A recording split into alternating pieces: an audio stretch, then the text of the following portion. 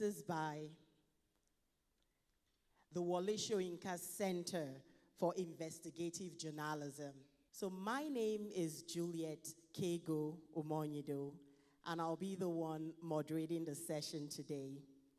And I'll quickly like everyone to rise for the national anthem, because we're going to be going through this program really, we're going to try as much as possible not to keep you here longer. You've been so gracious, you've been here on time, so we're going to respect that. So may we please rise for the national anthem.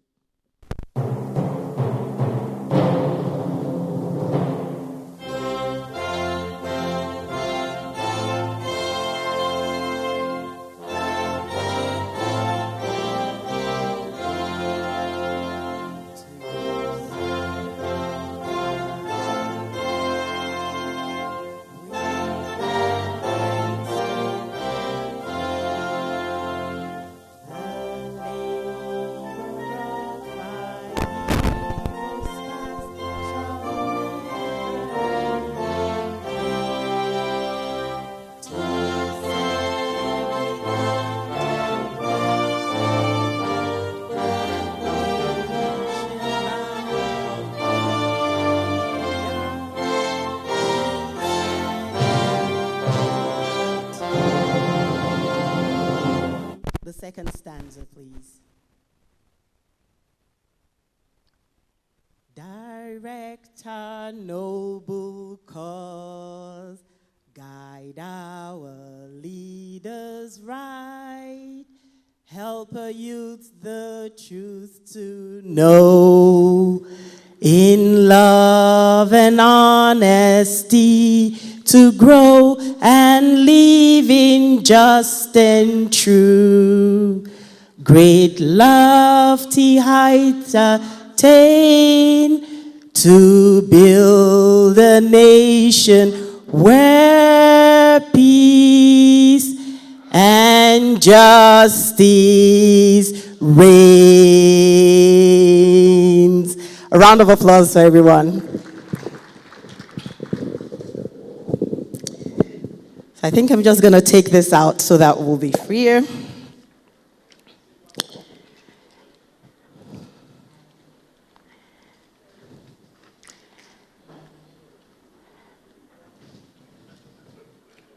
And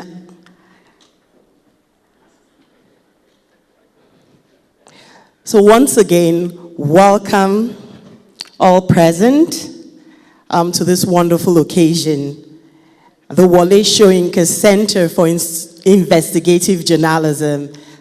This is the 10th year anniversary of this lecture series, and it gives me great pleasure to welcome you all, the board members of the Wole Soyinka Institute of Journalism, the leaders of industry, civil society organizations, members of the academia, media, both traditional and new media, government officials, policymakers, and members of the diplomatic corps, and even the multilateral organizations that are represented here. I'll crave your indulgence and do something that I typically do when I speak, and this is really taking off my shoes. And I do that for a couple of reasons, so I'll just quickly do that now. So like I said, my name is Juliet Kego Umonyido, but recently I adopted another name. I went for an event about a week ago at Enugu, and someone had a topic titled Ejindu Emegini, and I decided to add that to my name. So my name is now Juliet Kego Umonyido Ejindu Emegini. So the question, great, that's a great question. Someone asked, what does that mean? Ejindu Emegini means, what is the purpose of life? So I've adopted that name so that I remind myself each day, what is the purpose of life? Why are we here? So as we sit in this room, the question every one of us should be asking is, what is the purpose of this event? why are we here? Why are we here? Why did we leave everything that we're doing to come into this room and listen to the guest speaker, and then listen to panelists and discussants? What's the purpose of it all? And I think for me, the purpose of this lecture draws from where it started from. Like I said, this is the 10th year anniversary. So the first event was held in 2008. And then in 2009, since then, it was held on the 13th of July. And 13th of July is significant. That is the birthday of Professor Wole Soyinka, the first African Nobel laureate. I think he deserves a round of applause. And there's something I think traditionally Nigerians we do. We tend to wait for someone to no longer be with us before we honor them. And the whole idea of this series of lectures is to be able to honor his life work, the person that he is. Not just the brilliance of his writing, but also him as a social activist, as someone who's always advocated for equality, for social justice. And so, what is the theme of this year's lecture series? This year, the title is Sheathing the Drawn Daggers: Conversations on Investigating Reporting and Accountability in Times of Conflict. Who here thinks this is very relevant?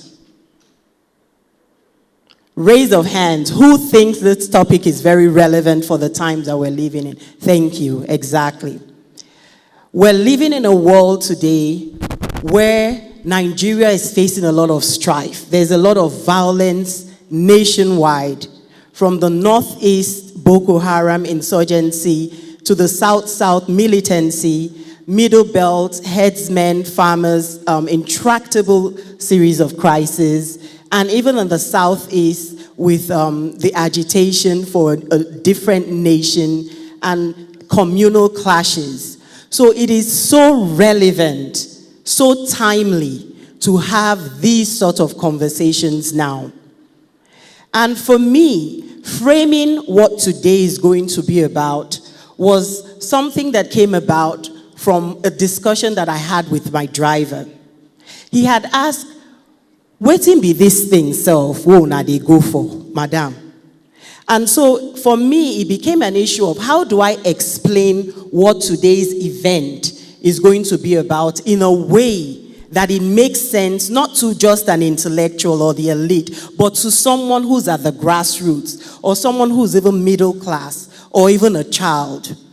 And so yesterday, I asked Edet, I said, you need to go around town and look for me a dagger. Find somewhere where you can buy daggers with a pouch. He went around, he came back, he said he couldn't find any. That where they're sold, they're already closed for the day. And so he said, but what are you using a dagger for? And I told him, I said, well, the talk that you were asking about, that's the title, Sheathing the Drawn Daggers. And it's this conversation about how we talk about things that are happening now, all the crises that are happening. He still didn't get it. So I said, okay, get me a knife from the kitchen. So for instance, let's say he brought this, the knife. I said, hold the knife with the pointed edge outwards. So the dagger is drawn, ready to pierce. And I said, call a child in the compound to also hold another knife with the dagger, drawn in this direction. And I said, both of you try to hug each other. And he looked at me and he said, madam, you dey craze? I said, hold that and try to talk to the child and tell the child, I love you. I will protect you. And he said, he get as he be. How can I be holding knife, pikin they hold knife, and we're talking about love? And so for me, that became the frame for today's discussions. Nigeria is currently like a nation where everybody has drawn their daggers. And everybody is walking around with their daggers pointing outwards. So even as we're screaming for good governance, as we're talking about corruption, everybody is holding a dagger. And who has the sharpest dagger, the most pointed? It's those in the media. Because they are the ones that take the conversations and amplify it. They're the ones that take whatever is happening and present it in a way that either heals us or in a way that fractures us even more. In a way that creates solution or in a way that creates more killings, more distrust, more breakdown, a lack of unity. And so, Ejindwe Megini, why are we here? What is the purpose of why we're here? I'm a poet, so I think for me, the answer perhaps would be Babami, Baba, Nani, who will save us from the brink. The clouds gather, and the rains mock us with their absence. And the clouds shift, and the rains drown us with their presence. So who will save us from the brink? A drizzle is now a flood, and the living dead drink from overrun rivers of pus, tears, and blood. Who will be the rainmakers of this generation? Who will sheath the drawn daggers and heal this nation, Nigeria? Thank you.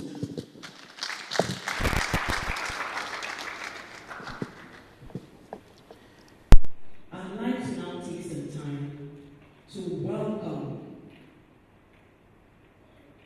the speakers at today's event. Also, some of the members of the Wole board, their board members, the Center for Investigative Journalism.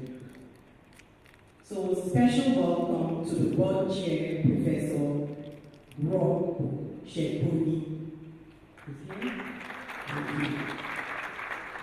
And then the board secretary of the Wole Soyinka Center for Investigative Journalism, and also the speakers for today's event. I'd like to start with the discussants before I get to the guest speaker of the event. So the discussants, we have Eugenia Abu,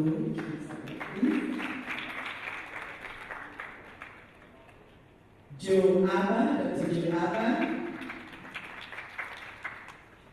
Professor Mbwemba Vicky Sylvester, I hope I got that right,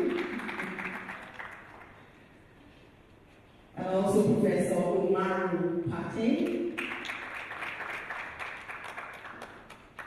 and of course, our guest speaker, Professor Ibrahim Abuala Gambari. Thank you all for being here, and thank you, distinguished guests, everyone that's here today. Right now, I'm going to invite to the stage to give us a welcome address from the Center, Wole Center for Investigative Journalism, and that is Professor Roku Shekoli. I hope I have that name right. A round of applause for him.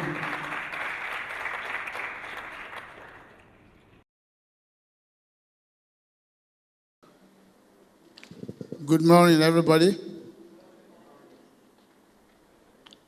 I have just a short address. Haven't started so late, I want to start by apologizing that our lateness today is not in character. This is probably the first time in the 10 years that we are doing this on a Friday. And Friday in Lagos is the day for and of traffic. So some of our guests, or all of our guests, please accept this apology. It is my pleasure and privilege to welcome you on behalf of the Board of Trustees of the Wole Soyinka Center for Investigative Journalism to this year's Festival of Ideas. The Wole Soyinka Center Media Lecture Series is an annual event. The lecture has been an annual event since 2008. It holds every year on the birthday anniversary of Professor Wole Soyinka, a man of legendary commitment to protection and promotion of human rights and freedom of expression in all forms. The objective of the lecture series is to stimulate debate and enrich discourse on critical issues affecting our nation in particular. Other activities of the center include awards for excellence in investigative journalism reporting, which is also annual, and training in various aspects of investigative writing, as well as reporting on gender and promoting gender democracy. While thanking the MacArthur Foundation for sponsoring this year's lecture, allow me to welcome in particular today's speakers: Professor Ibrahim Agbola Gambari, Joaba Junior Abu, Umaru Pate, Nguemba Vicky Sylvester, and Juliet Kego Umeonyido, and thank them for honoring the center's invitation to share some of their wisdom with us today. Today's theme, Sheathing the Drawn Daggers, Conversations on Investigative Reporting and Accountability in Times of Conflict, promises to answer many questions in the minds of fellow citizens. Apart from the Civil War and the annulment of MKO Abiola's election victory, no other time has been so afflicted by conflicts in our country as it is today.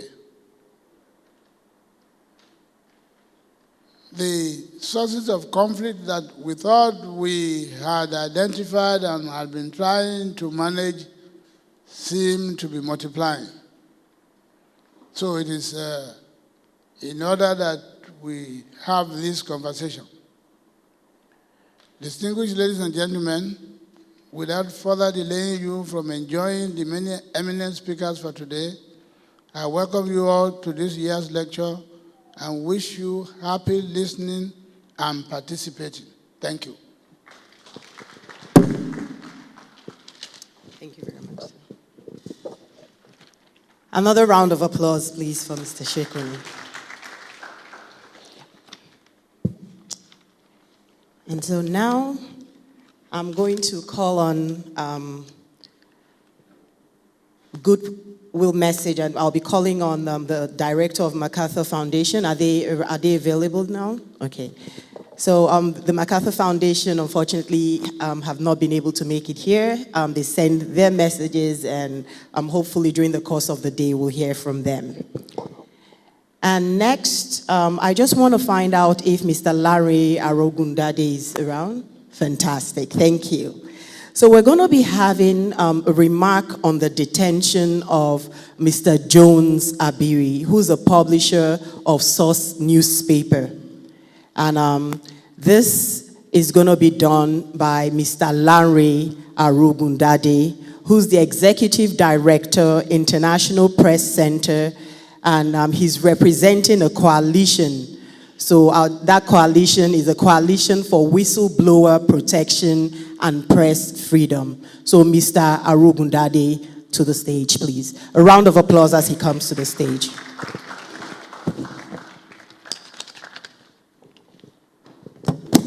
Thank you very much. The Coalition for Whistleblowers Protection and Press Freedom has a number of members drawn from the civil society, the freedom of expression community, and the media freedom community. I'm sure that most of us will have heard about the case of Mr. Jones Abiri, who has been in detention for 2 years. And so this is the statement that this coalition is issuing on this occasion because of what Professor Wole stands for, and because of what the Center for Investigative Journalism, named after him, stands for. And then, of course, that center is part of this coalition. The Coalition for Whistleblower Protection and Press Freedom hereby calls on the federal government to order the immediate and unconditional release of Mr. Jones Abiri, publisher of the Weekly Source newspaper, a Yenagoa, Bayelsa State-based publication. The journalist was arrested by agents of the Department of State Security on July 21, 2016, taken into custody, and has not been seen by family, friends, and colleagues since then. He has also not been charged before any competent of law for trial. The coalition submits that regardless of whatever offense for which Mr. Abiri is being held, there can be no justification for his continued incarceration without valid court order for 2 years. As such, amounts to a flagrant violation of his constitutionally guaranteed rights to liberty and fair hearing. That is not yet charged for any wrongdoing, while being held incommunicado for that long, clearly constitutes an affront to the rule of law, which is an important tenet of democracy. According to news reports, on July 21st, 2016, about 9 armed operatives of the Department of State Security, Nigeria's secret police, arrested Mr. Abiri Iyenogwa and proceeded to search his office and confiscated various documents. The DSS reportedly emailed a statement to journalists on July 23, 2016, in which it accused Mr. Abiri of involvement in militancy and criminality on the basis of alleged confessional statements he made. These allegations were found to be shocking to friends and families of Mr. Abiri, who claim repeatedly that he has no connections to militancy or any criminality in the Niger Delta. The coalition notes that when the New York-based Committee to Protect Journalists, CPJ, contacted the DSS in July and November 2016, the officers who answered the telephone calls said they were not authorized to speak about Mr. Abiri's case. The CPJ quoted Mr. Abdul Wahid Odushile, president of the Nigerian Union of Journalists, as well as of the Federation of African Union of Journalists, as saying on October 25, 2017, that we don't know where he is and we don't know what he has been charged or held for. The coalition further holds the position that even if Mr. Abiri had committed murder or treason, of which there is no record of such known to the public or brought before the judicial process, he has a right to fair hearing and a trial. The coalition vows to continue to champion the case of Mr. Abiri until the right thing is done by the government, and will not be deterred by certain elites who assume in their disdain for accountability, human rights, and press freedom that using state security machinery to bully the media, as in this particular case, will intimidate the fourth estate of the realm from holding the government accountable. The coalition, however, supports a fundamental human rights enforcement suit filed before a federal high court in Abuja on behalf of Mr. Biri by human rights lawyer Mr. Femi Falana, senior advocate of Nigeria, in which he is contending that holding the journalist for about 2 years incommunicado amounts to a gross and illegal violation of his fundamental human rights. The suit, filed on July 4, 2018, is praying the court to declare that the detention of the journalist without access to his family members, friends, and medical doctors since his arrest on July 21, 2016 as illegal and unconstitutional. Mr. Falana is hinging his claim on the argument that the detention violates the applicant's fundamental rights guaranteed by sections 34, 35, and 40 of the Constitution, as well as Articles 11 and 16 of the African Charter on Human and People's Rights, Ratification and Enforcement Act. End of statement. Just very quick addition. We want to encourage as many organizations as possible to join the coalition in demanding for the release of Mr. Jones Abiri. Now, recently we had the International Press Institute World Congress in Nigeria that brought the global media community to Abuja. And during that Congress, a group of human rights organizations and media, including myself, had an audience with the Minister of Information, Mr. Lai Mohammed. And at that meeting, he repeated the claim by DSS that Jones Abiri was involved in terrorism, to use his word, and militancy. And that from his investigation, that was why he was being held. And we told him at that meeting that even if that were to be the case, he still has the right to be charged to court. And that is what we are repeating on this occasion. Thank you very much for your attention.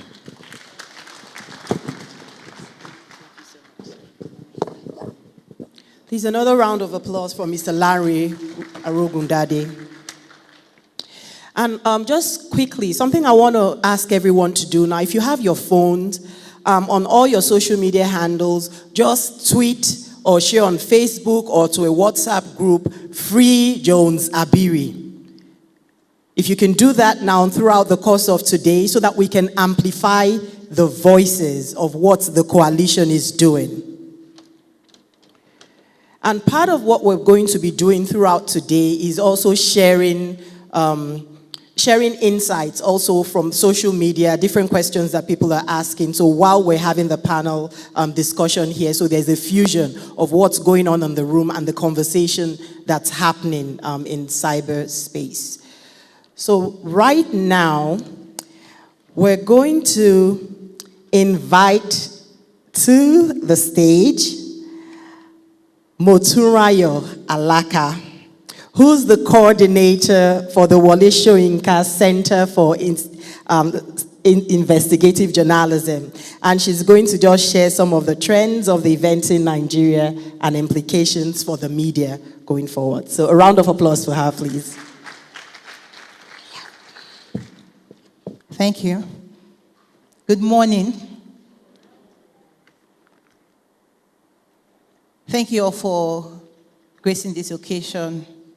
It's a difficult thing to get people out of their houses and their offices on a Friday in Lagos.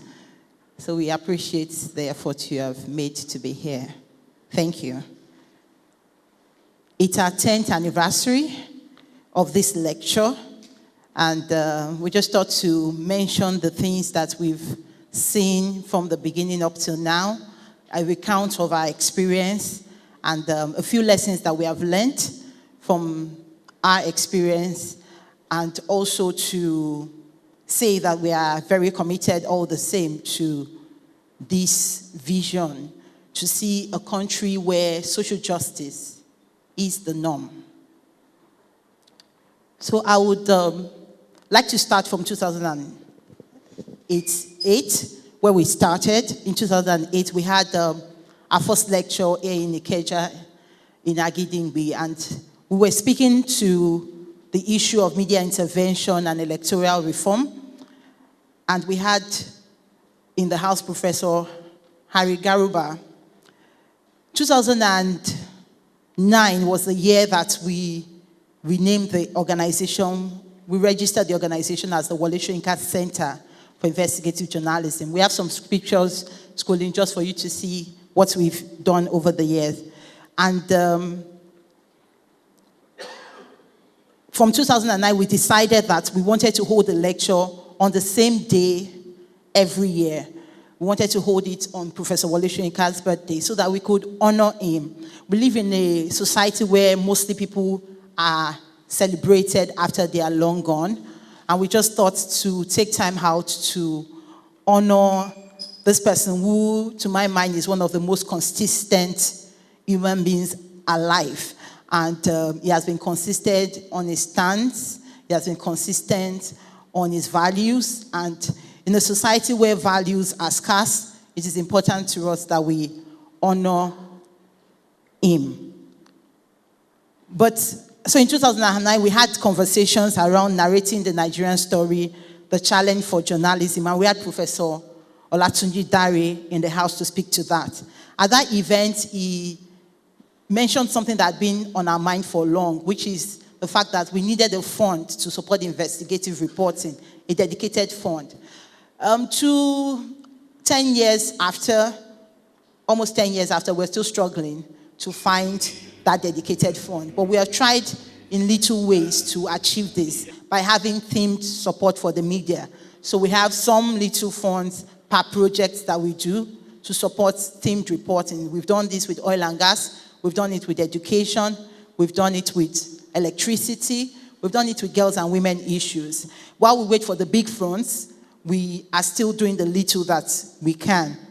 2010, we had to be faced with the reality of running a non-governmental organization. And the fact that you have a name as big as Wole Soyinka doesn't mean that you have funding. So in 2009, we did all we could to hold the lecture, but we were unable to eventually because we just could not get any support from it. And at that time, we were also just starting out as an organization. So even we were groping to survive. And so we moved it from July 13th. We tried to hold it on September 15th. We had Christiana Thorpe, who was, at that time, she had just been appointed as the Chief Electoral Commissioner for Sierra Leone.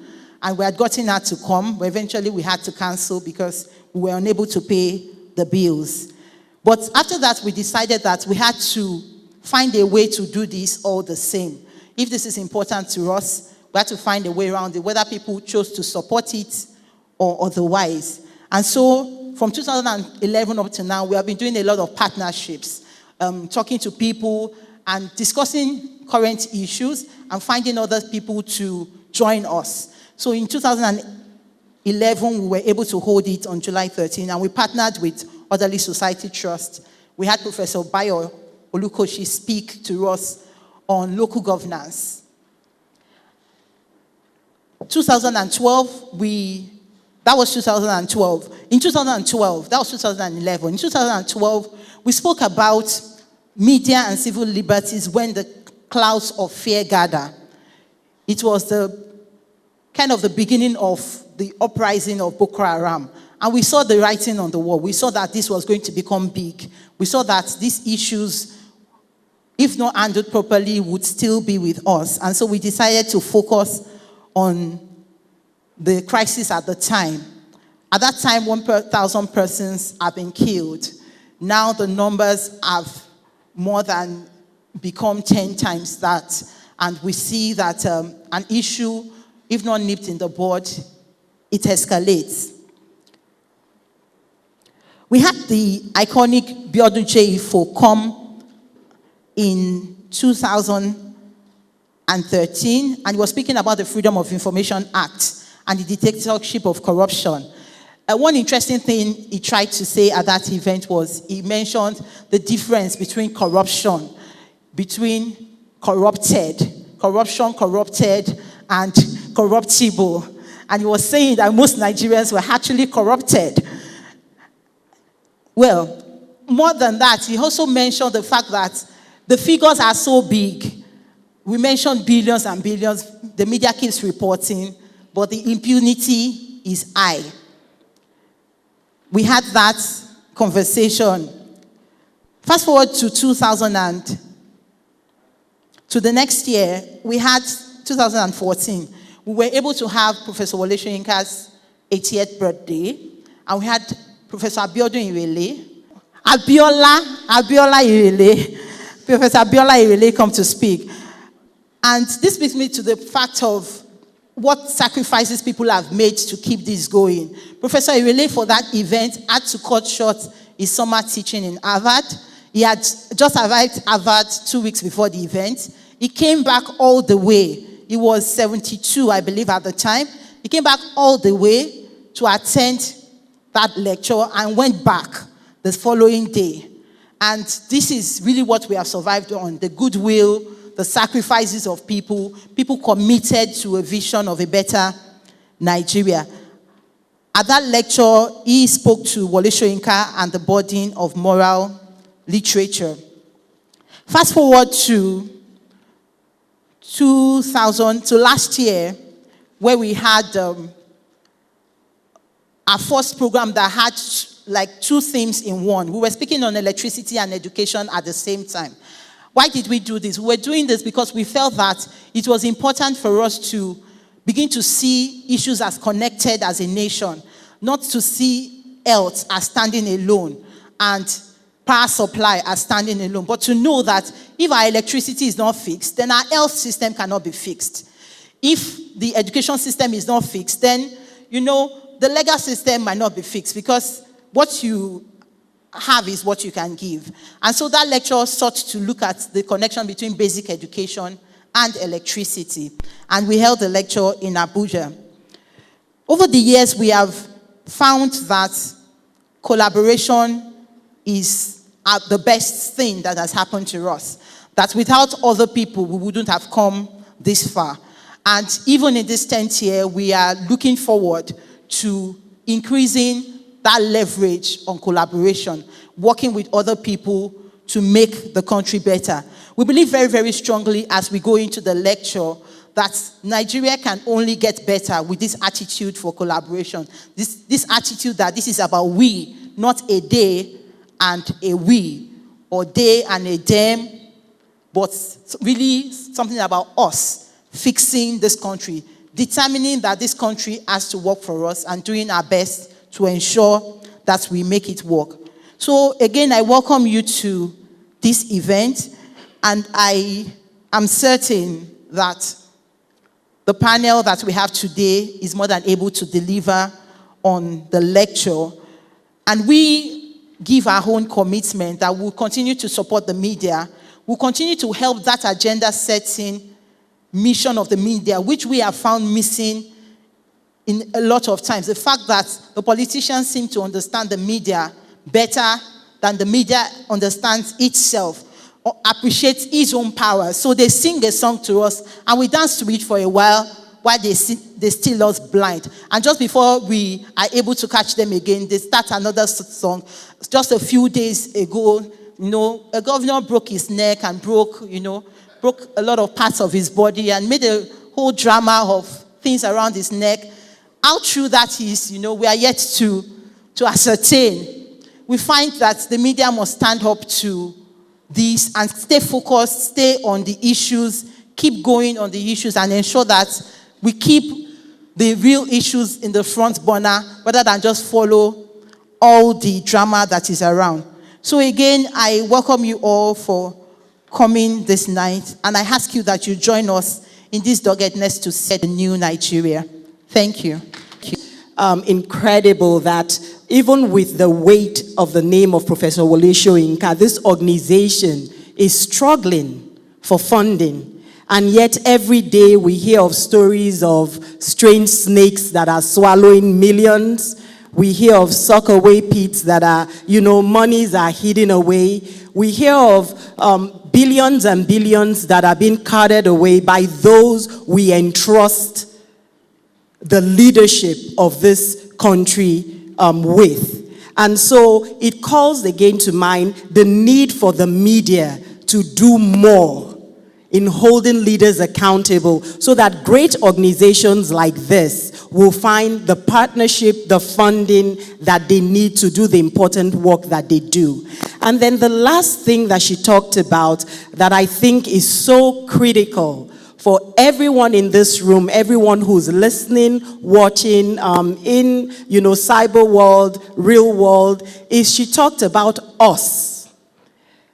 This nation is not about them and us. They're there, and then we're here. If we're going to solve the problems, it's going to be all of us doing it together. Because I keep asking people, the mother that cries in Biafra in the 70s, 60s, or the one that cries in Bama or Baga, they cry the same way. The child that's malnourished, during the Civil War, and the child that's malnourished in an IDP camp today, in Borno, in Yobe, even in Benue, in Plateau, it's the same Nigerian child. So let us not allow politicians weaponize ethnicity, religion, poverty, and create the narratives that do not solve our problems. It is about us, all of us. We have to sheath those daggers so that we can have the development, the progress that we need. Our dissonance creates a chasm. It's a myth, a fallacy of our separation. But we are one, because you be me and me be you, and we be simply one and same, of one source and of one being. All our discussants, the panelists, and of course, the guest speaker for today. So what I'm going to do is I will start with the guest speaker, read a little bit about his book because it's extensive and we just got a little snapshot. And once I finish reading it, I'll just have the ushers on hand to, get him over to the stage, and I'll do the same for all the other panelists. We good? Tosin, great. So it gives me great pleasure to share a few words about the guest speaker for today who will be sharing his keynote. And the person of Professor Ibrahim Agbuala Gambari. He's a scholar diplomat and is the founder and chairman of the board of directors of the Savannah Center for Democracy, Diplomacy, and Development. It's a non-governmental think tank with a focus on the relationship between peace, democracy, and development. He's had an illustrious career spanning academia, government, and international diplomacy. He served Nigeria as a Director General at the Nigerian Institute of International Affairs. He was also Minister of External Affairs from 1984 to 1985. And subsequently, he was the ambassador and permanent representative of Nigeria to the United Nations between 1990 and 1999. That's 9 years. He was appointed as the first United Nations Under-Secretary General and Special Advisor to the Secretary General on Africa between 1999 and 2005. He worked with 4 successive United Nations Secretary Generals, Perez de Cuellar, Boutros Ghali, Kofi Annan, and Ban Ki-moon. So he's worked with all of them. He also served as a delegate at the 2014 National Conference on the Restructuring and Promotion of National Unity in Nigeria. He currently co-chairs the Commission on Global Security, Justice and Governance at the Hague Institute for Global Justice and also the Stimson Center at Washington, D.C.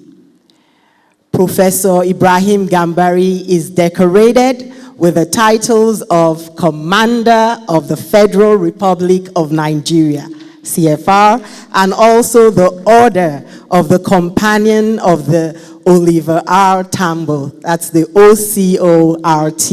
Please, a rousing welcome of applause.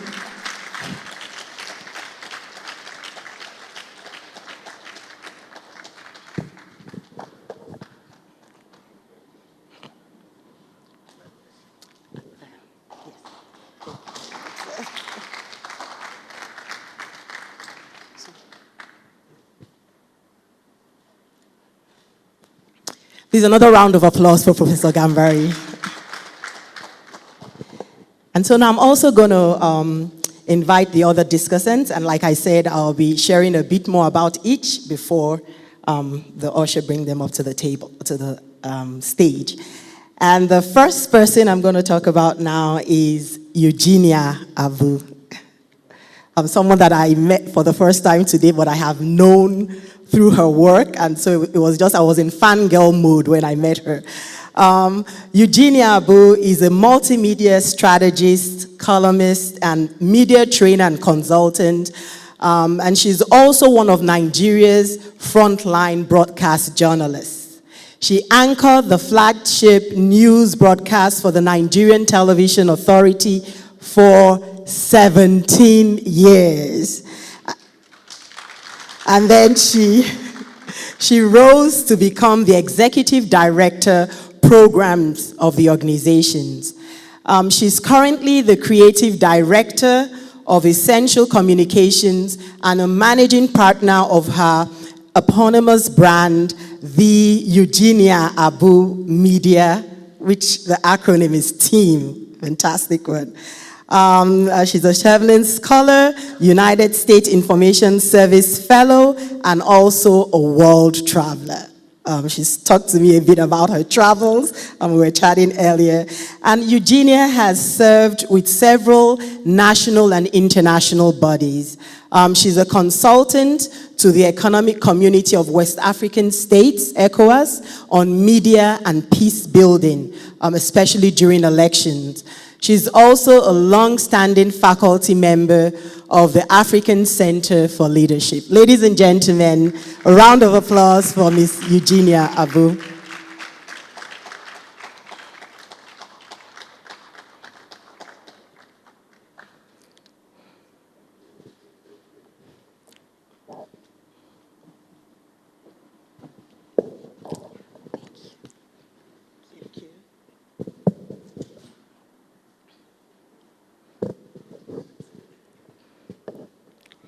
And the next person I'm going to talk about first before we bring her onto the stage is Mwemba Vicky Sylvester.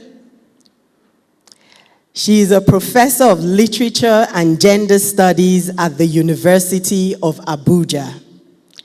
And she's also the author of many academic and fictional works, the most recent one being Long Shadows.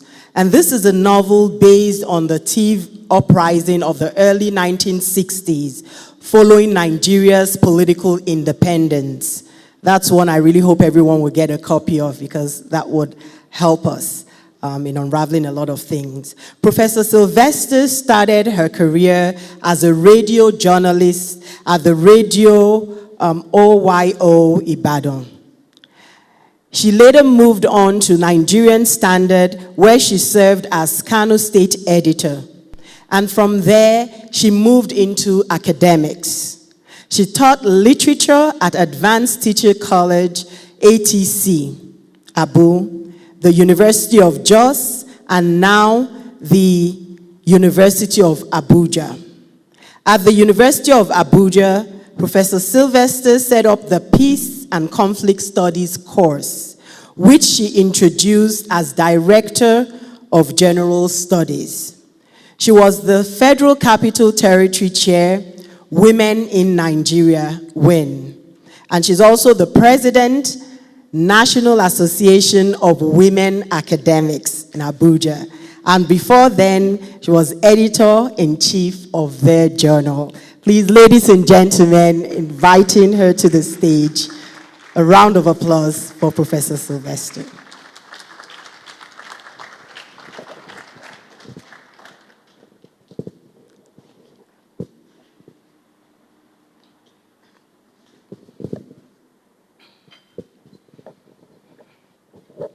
The next person is Dr. Joe Abba.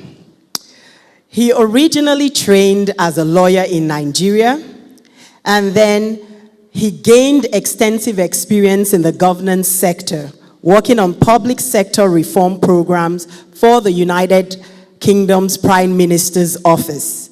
He has spent more than 10 years managing governance programs in Nigeria for the UK Department, United Kingdom Department for International Development, including the DAI-led State Partnership for Accountability, Responsiveness, and Capability Project. Now, Dr. Joe Abba, from 2013 to 2017, he holds a doctorate. He's held that from 2013 to 2017. And he holds a doctorate degree in governance from Maastricht University in the Netherlands. And he also took a post with the government of Nigeria as the head of Bureau for Public Sector Reform. He has now returned to DAI, where he provides technical and strategic inputs to the organization's existing portfolio of projects, in addition to supporting business development initiatives as the country director for Nigeria. Please, a round of applause for Dr. Joe Abba, also known as Chief Eze Moore on Twitter.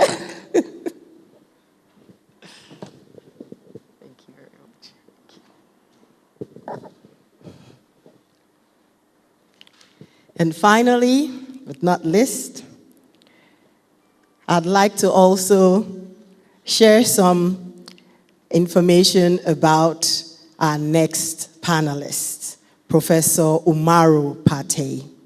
He's a professor of media and society, and he's the pioneer dean of the Faculty of Communications at the Bayero University in Kano. He joined the University of Maiduguri in October 1988 as a graduate assistant and rose through the ranks to become a widely published and acknowledged academic.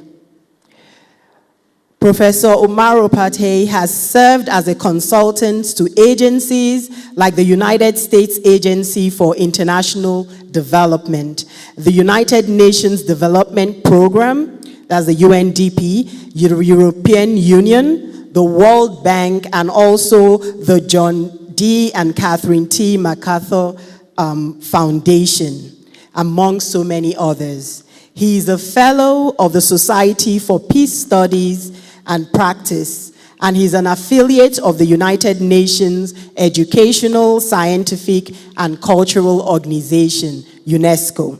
And he's also the Vice President of the Communication Association of Nigeria. He holds the traditional title of Kaigama, which places him in the League of Kingmakers of Fombina Empire of Adamawa State. Please welcome royalty in our midst, Professor Umaru Pate.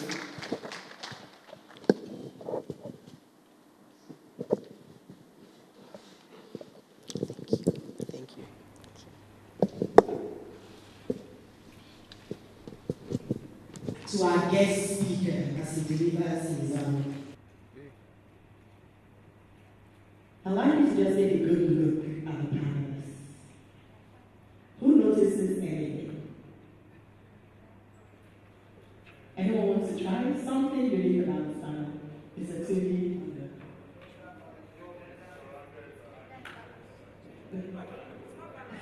Gender balance. A round of applause to those who said that.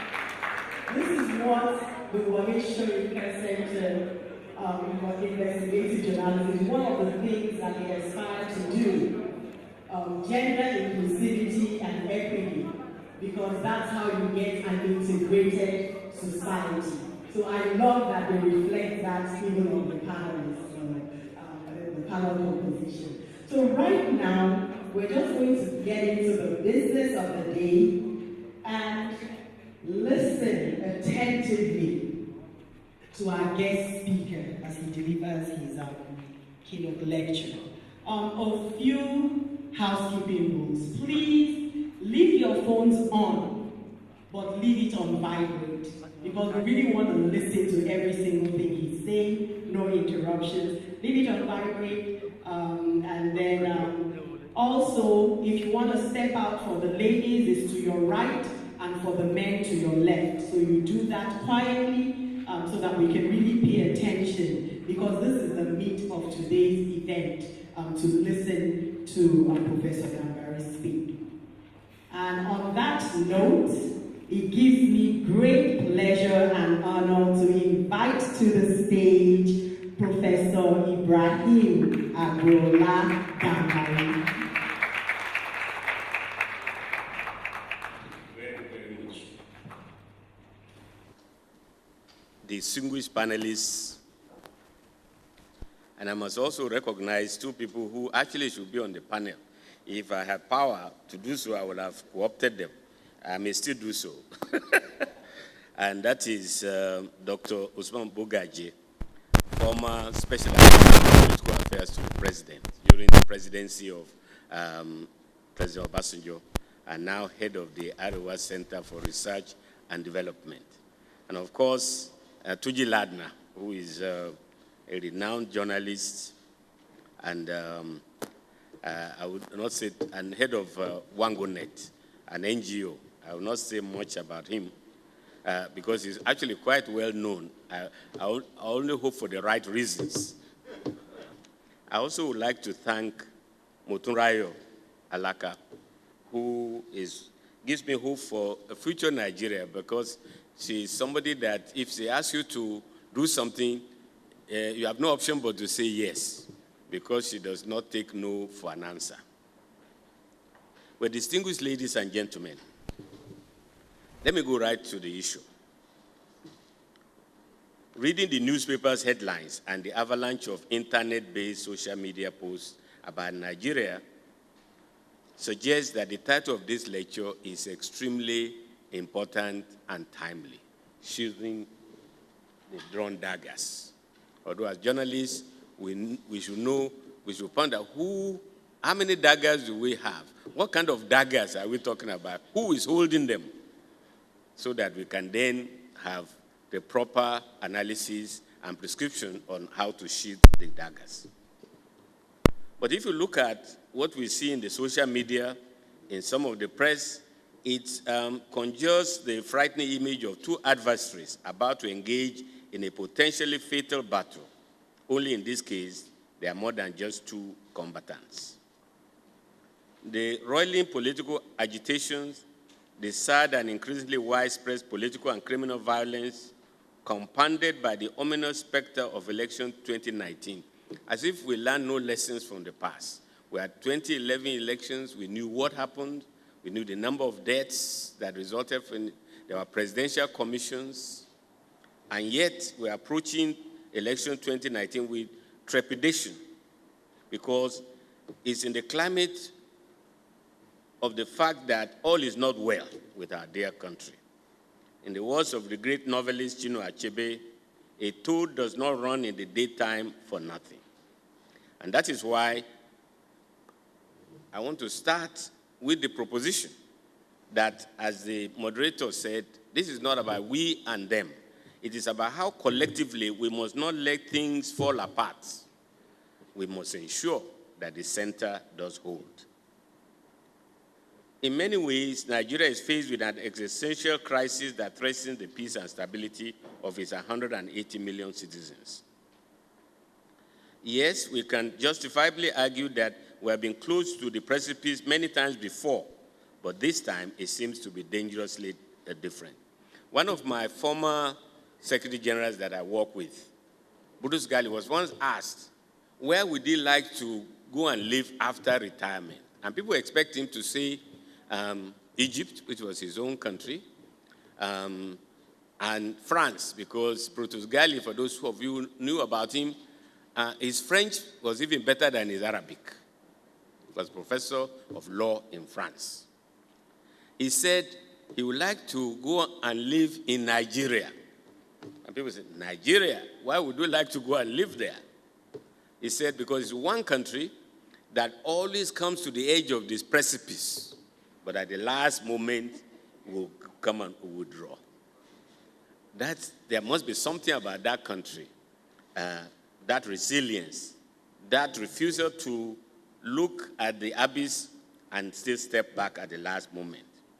I'm from Ilorin. It reminds me of one of the famous acrobats, you know. Every time she does the impossible, everybody claps. Avoids the most dangerous fall. But they kept going until one day he actually collapsed. So you cannot keep counting on good luck. Forgive the pun.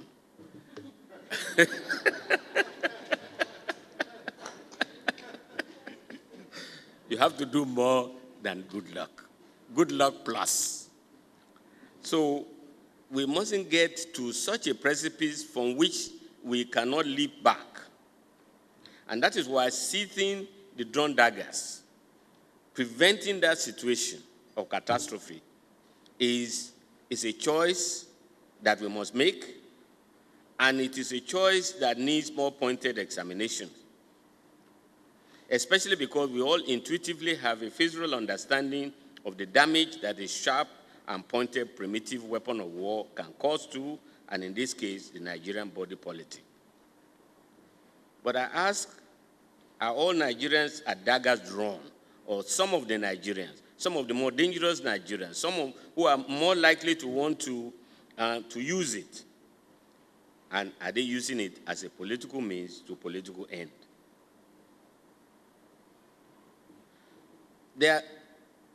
And we must separate the noise from the reasoning. I often joke about the Nigerian trait that whenever you are three Nigerians in a room arguing, you are bound to have at least 5 different opinions. Whatever the opinions, however, it is clear that Nigeria is presently accelerating its slow descent into political chaos and instability.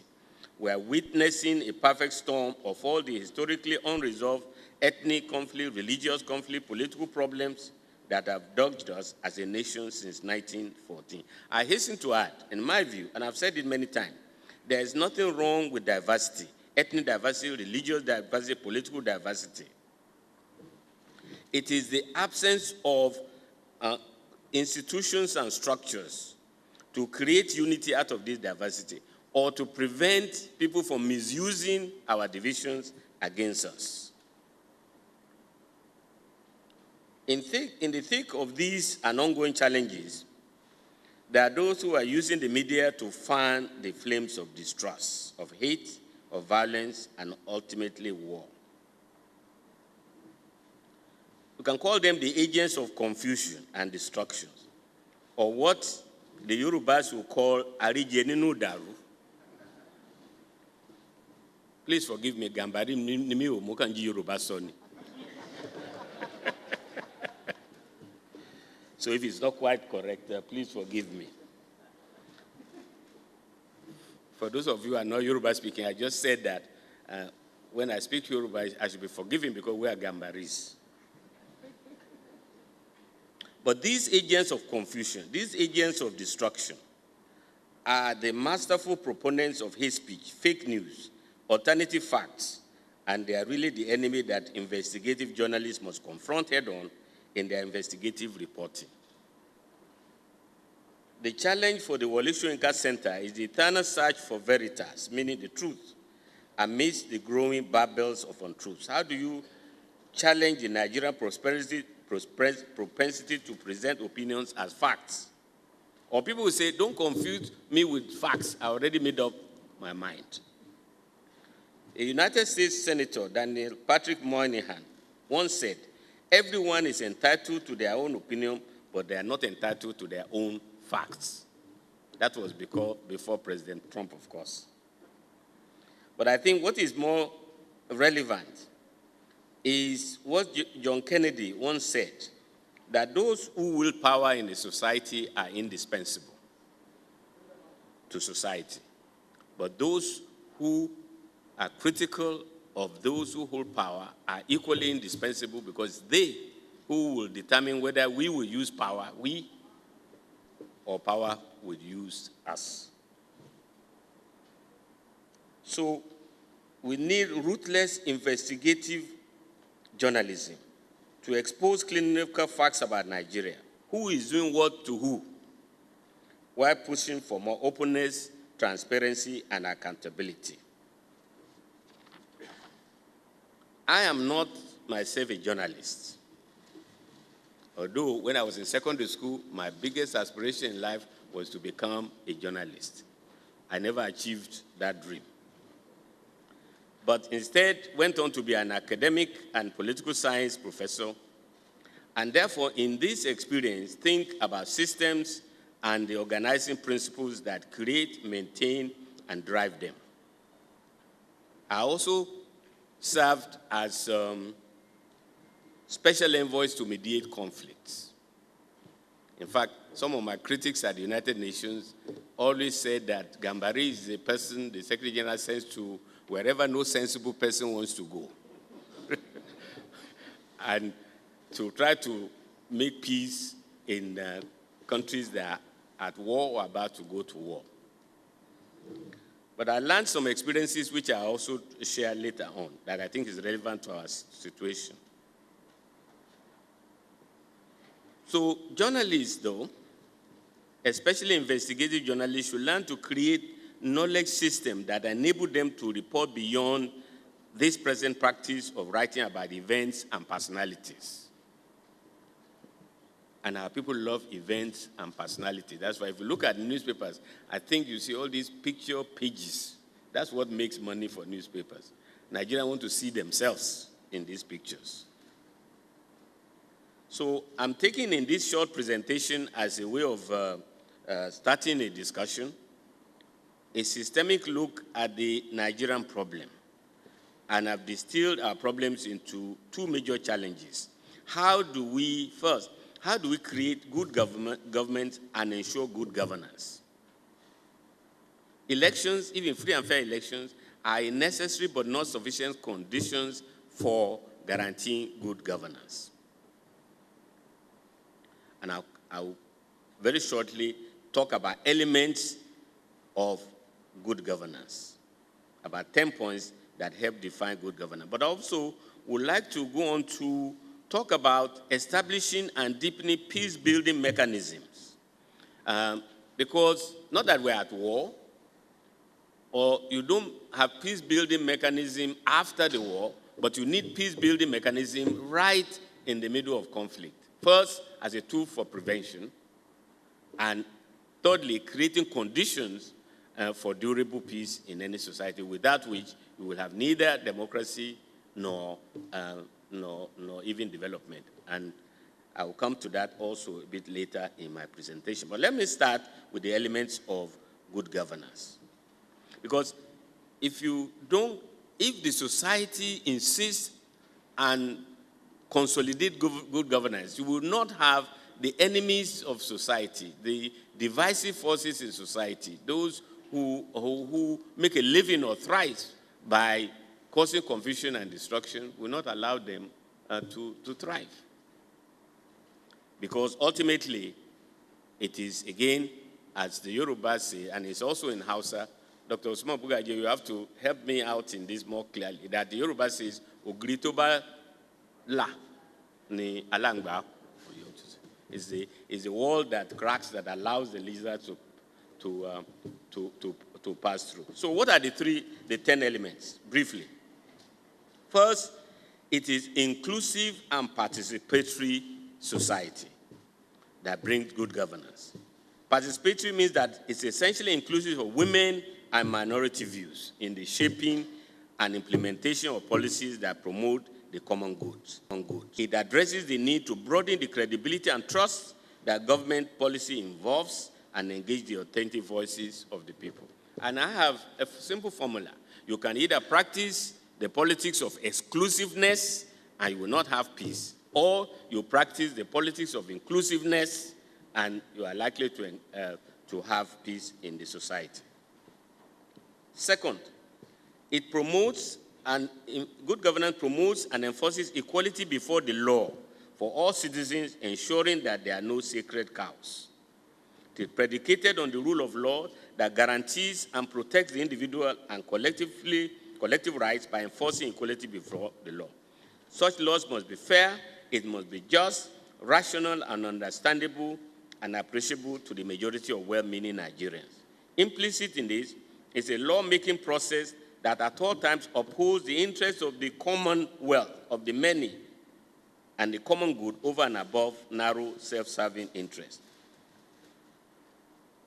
Sheikh Usman Dafodio, who was the founder of the theocracy that was headquarters in Sokoto, once said that no government, no leader can consider themselves just if they favor one section or one individual over and above the others. That's what Sheikh Usman Dafodio said. I'm one of the distant descendants of Sheikh Usman Dafodio because we are the flag bearer of Sheikh Usman Dafodio all the way to Ilorin where we were stopped.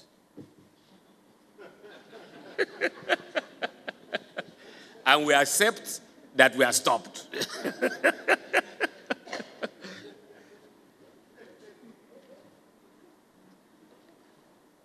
So you cannot say as a government that we are the makers of the law and the laws are flexible to us. That's not equality before the law. That does not build trust and confidence in the law. But when everybody believes that the law is truly, justice is blind, the law is applicable to all, then you are laying the foundation for the kind of good governance that will make it difficult for those who want to unsheath the daggers. Third element, it is open and transparent and holds governments accountable for their actions. Its transparency in its rule-based system for decision-making as well as implementation with the added responsibility of proper dissemination to all parties in concern, ensuring that as trust emerges in government, there are established processes that enable citizens' oversight for all aspects of governance, and not the oversight of the National Assembly as presently practiced, or state assemblies. Oversight means extortion of government institutions. Oversight is by all of us for all of us. The third, governments must listen and respond positively to the genuine needs and concerns of its people. It is responsive to the needs of all stakeholders and does so in a timely and efficient manner, working to make sure government policy is driven by knowledge-based economy, and on robust, verifiable data and engagement that is shaped by diverse requirements. It's not a virtue to say, I, the president, or I, the leader, or we, the government, know best. You cannot know better than the people who put you there. Or that one of the virtues is that the government will not do what people ask because that will be like succumbing to pressures.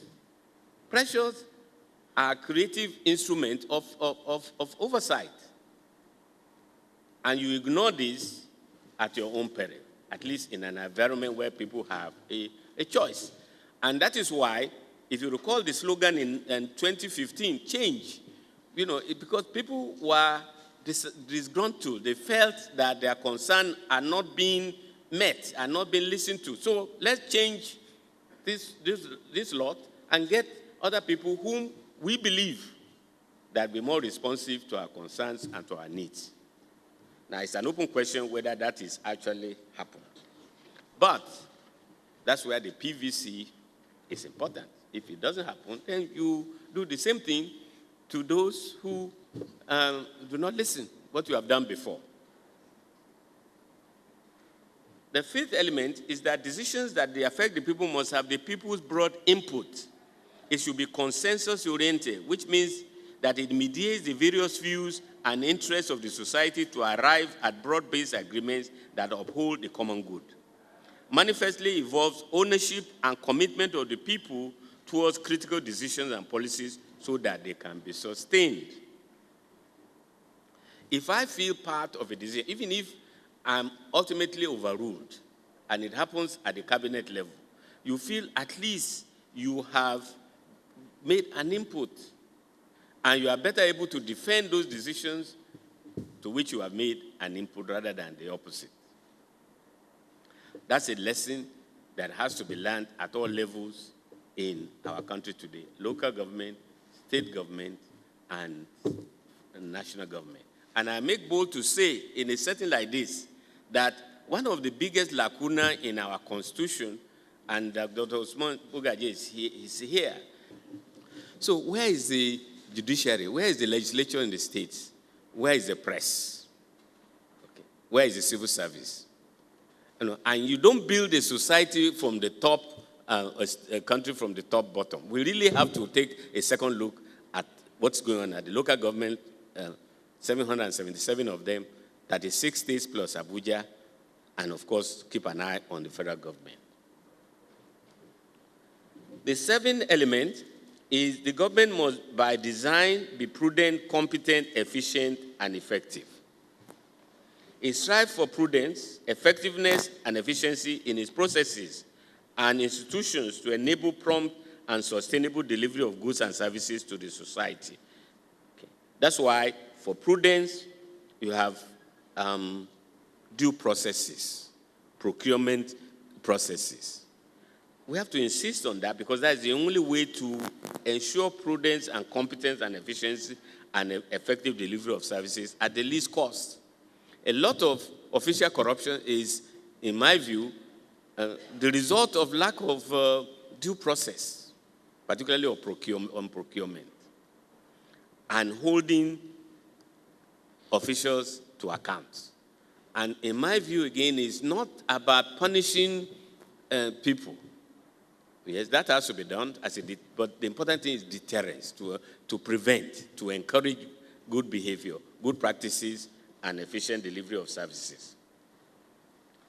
Eighth, citizens must demand their rights as well as individually discharge their lawful duties and responsibilities as citizens. Again, that's where I really am totally in love with our moderator by saying, well, of course, she's a poet, that it's not about we versus them, it's all of us collectively as well as individually demanding our rights. Again, as a political scientist, I know that in no society is power ever given freely by those who are powerful. You have to go and demand it.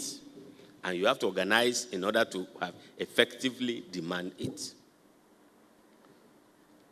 So we have rights, we must insist on exercising it, but we also have responsibilities. And that's why we also need a feedback as part of the desire and goals to elevate the experience of governance as well as reduce avenues for malfeasance and distrust.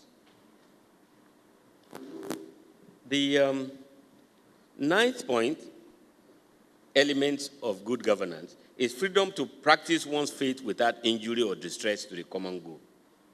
It facilitates an enabling environment for all faiths without compromising the secular status of governance.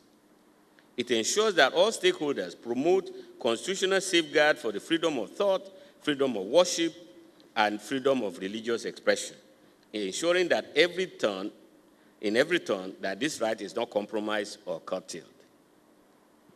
And this is why I think it was President Obama who wrote the book, The Audacity of Hope. And I would say, in this regard, we have a lot of audacity of hypocrisy in our country. The audacity of hypocrisy.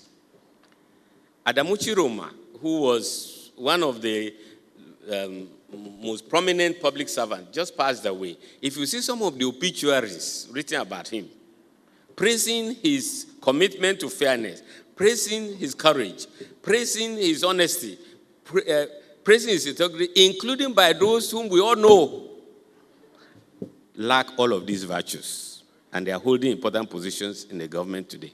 I will not mention names. They know themselves, and we know them. One of the, I think, beauty of Nigeria is that everybody knows what everybody is doing. We may not be able to do something about it, but we know. We know those who are serving us. We know who are stealing from us. And they have the audacity of hypocrisy. Similarly, religion. You know, the biggest thieves and rogues, first thing they do is go and build mosques in their community, or sometimes even in their homes. We must not be fooled. It is not these symbols of religious piety that matters, how you conduct yourself as role models to respect other people's religion.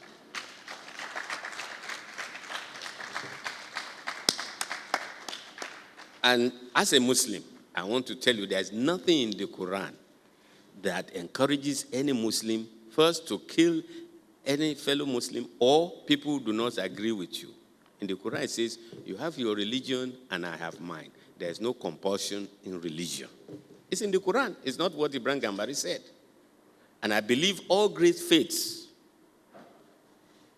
is also in the books. How come we allow people to use religion to divide us? I'll tell you a story that is well-funded.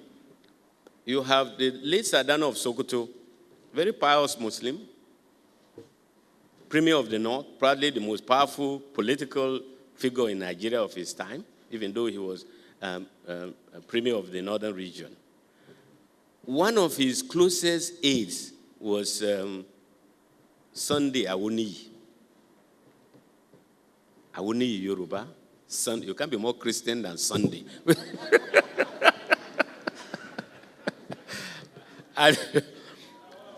and Christian minority Yoruba in the northern government at the heart of it. And one day, he called the premier on a Sunday. And the premier said, Sadana, where are you? He said, I'm at home. What are you doing at home? On a Sunday, you should be in church. He said, well, his car broke down. The Sadana drove to his house, took him in his car, took him to the church, waited until he finished service, and drove him back. That's the kind of, that's the kind of tolerance. Did you know that? And inclusiveness that is lacking. Some leaders use religion to divide us. But we allow them. It's in our, now we must not continue to allow them. 10th, good governance promotes our unity in diversity as a positive value in evolving the new Nigerian citizen. It pursues an opening of broader citizenship, embracing the diversity of talents and contributions using transparent and equitable process. Again, let me use the example of Sadano that I studied clearly. His first cabinet, he assembled them, and the Sultan of Sokoto, by the way, his biggest aspiration was not to be Premier of Nigeria, Northern Nigeria, or President of Nigeria, but to be Sultan of Sokoto, which sadly he never became. So the Sultan of Sokoto visited him, and he assembled his cabinet, and he was introducing them. Michael Audu Buba, Michael Christian, Audu Hausa, Buba Fulani, George Oikere, Sadu Alanamu from Ilorin, all kinds of nationalities, religion. And the Sultan was reported to have said to him, Na Amadu, Baban Premier, big Premier, Meimutani, the person who assembled all kinds of people. But he was saying that as a compliment. As a compliment. And that is why in the North, there were, if you notice, in those days, you have diversity of religion, diversity of politics. Kanu was never captured by Sadauna. They were Nipu till the end. You have United Middle Belt Congress, Joseph Taka. You have Bonu Youth Movement, also a different political party. So this image of the North as a monolith was not so. at all. You have even Ilorin Talaka Parapo, my own home. Action Group Alliance, not part of northern Nigeria, was allied with Awolowo and the Action Group. But it is because of the sense of belonging that was created that gave the notion of a One North, because his slogan was One North, One People. So if what was done for the northern region of Ahmadu Bello, we can recreate also in Nigeria to see one nation and one people. Unity in diversity. And that is why we must also address the issue of these settler and indigenes. You know? My own ancestors were Hausa Fulanis. They've been in Ilorin for 200 years. And sometimes they still call us Alejo. And so we started by saying, Ema pe wala lejo ma, awayin la nilu. Ema pe wala lejo ma, awayin la nilu. Please stop calling us foreigners. We are part and parcel of the society. And that is what obtained what we say. After staying that long in Ilorin, it should be to an instrument for addressing and breaking down this indigene versus settler mentality that we are Nigerians. We are people of a shared destiny, and we have a common commitment to good governance and to a fairer distribution of resources that the Almighty has put in Nigeria. Before ending, let me now talk about peace building. Now, I mentioned at the beginning that I, in my professional life at the United Nations as an international civil servant, was sent to solve other people's conflicts. Myanmar, Burma, Angola, Cyprus, Iraq, Darfur. And one of the things that I learned, which I want to share today, which is relevant today, is that in all these pre-war situation or war situation, and when you have several parties to a conflict, your job as a mediator, which is lacking in our country, and we have to create a body of mediators. And those who are skilled in and competent and experienced in conflict resolution. One of the first lessons as a mediator, as a group, is to find common grounds. Common grounds. And there are common grounds. Because I discovered that individuals can stand their grounds best when they're operating within a common ground. That common ground seems to be lacking. Such is lacking in our own country, people who are committed to finding common grounds. Because if we can define what is common to all the grievances, all the people who are holding daggers, what is their beef? You could begin to find your way to peace and progress in our country. And that's why you don't wait till, say, South Africa apartheid was ended to establish Truth and Reconciliation Commission. We need it in this country now. So that we can tell each other the truth, so that we can go around the country and promote conciliation. That is one of the recommendations that I hope will come out. Because when you talk to people, visit all the major geopolitical zones, talk to traditional leaders, talk to religious leaders, civil society, those who are competing for power. What is it that is bugging them? You find what people want is peace. They want good governance as defined. They want schools for their children, medical facilities. There are some commonalities. And common commitment to justice so that everybody feels a sense of belonging, inclusiveness, justice. So that if Ibrahim Gambari does something wrong, he's punished, just like anybody with no name. Equal opportunities. So we must find these common grounds. We must find ways to reconcile, and we must tell each other the truth. The second element is to prevent conflict, to end existing conflicts. You need institutions President Obama came to West Africa when he was president, and he addressed the parliament in Ghana and said, what Africa needs are not strong men, but strong institutions. I beg to amend that statement. What we need is both strong men and strong institutions. Strong men because weak leaders, they subvert institutions. Weak leaders, they can't tolerate a free press. They cannot handle investigative journalism. They cannot handle oversight. So we need both strong men, but also strong institutions, particularly institutions of justice, institutions that promote fairness. Okay. May I add in this respect, and I'm sure that I'll be forgiven, particularly Motorayo Alaka will forgive me if I do a little bit of advertising. I am a proud founder and chairman of the Board of Trustees of Savannah Center. The Savannah Center for Diplomacy, by which we mean conflict resolution, democracy, and development, based on the inspiration of two of the Secretary General that I served.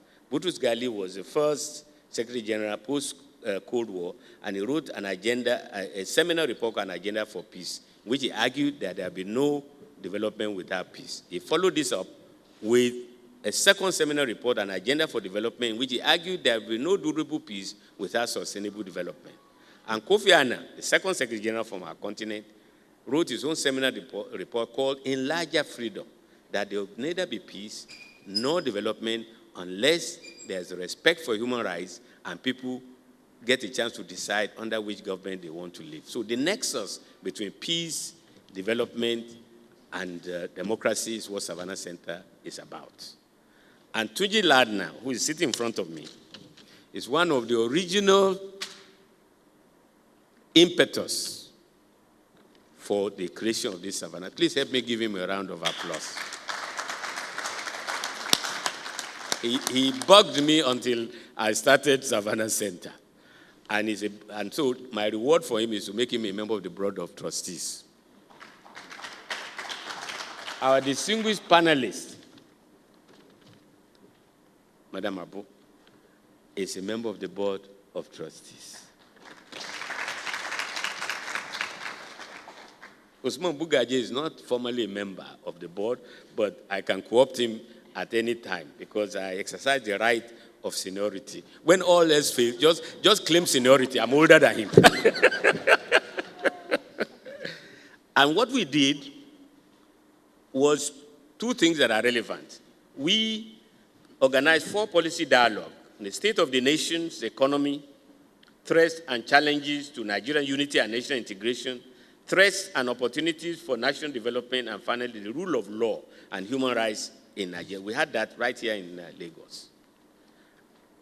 Because, as I said, elections and the outcome of elections are necessary but not sufficient condition for good governance. That was our argument. And the link between peace, development, and democracy. The second thing we did, in advance of last election, 2015, was to establish a Council of the Wise, where we had people, distinguished Nigerian, non-partisan, one from each of the geopolitical zones, and we went around to each of the 6 geopolitical zones, talking to former presidents where there may be, traditional rulers, civil society group, the media, electoral commissions, candidates for political offices, all of them, trying to do workshop.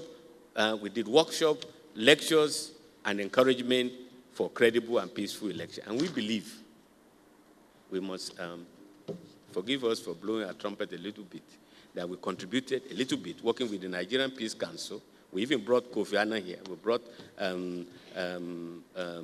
and Yoku to work, Nigerian Peace Council, to work towards a peaceful and credible election. We think we made a contribution. If all of us individually and collectively just do our own bit to promote peaceful and credible elections, we'll be making a contribution towards the objective of these discussions today.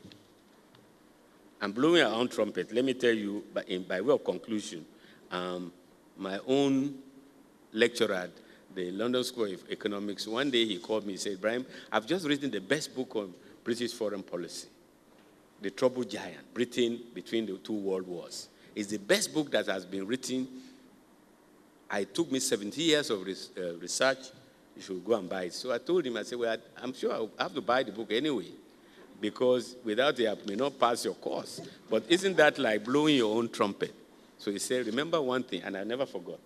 He said, when you grow up, you realize that if you don't blow your own trumpet, nobody will blow it for you because they are too busy blowing their own trumpet. So, in the Wole Soyinka Center for Investigative Journalism, please blow your own trumpet, because we also need to hear the tune. And that is why I want to end by thanking the Wole Soyinka Center for Investigative Journalism, the organizers of this program, all the panelists, my distinguished panelists, gender balanced properly, and all the people who have been assembled here, and the quality of discussions that I believe would follow. I feel sure that we are going to have very sound deliberation with actionable and viable recommendations for our policymakers and for ourselves, the result of which will contribute to moving Nigeria forward to a new level of accomplishment and pride in ourselves as leaders of Africa and a member of the Committee of Nations.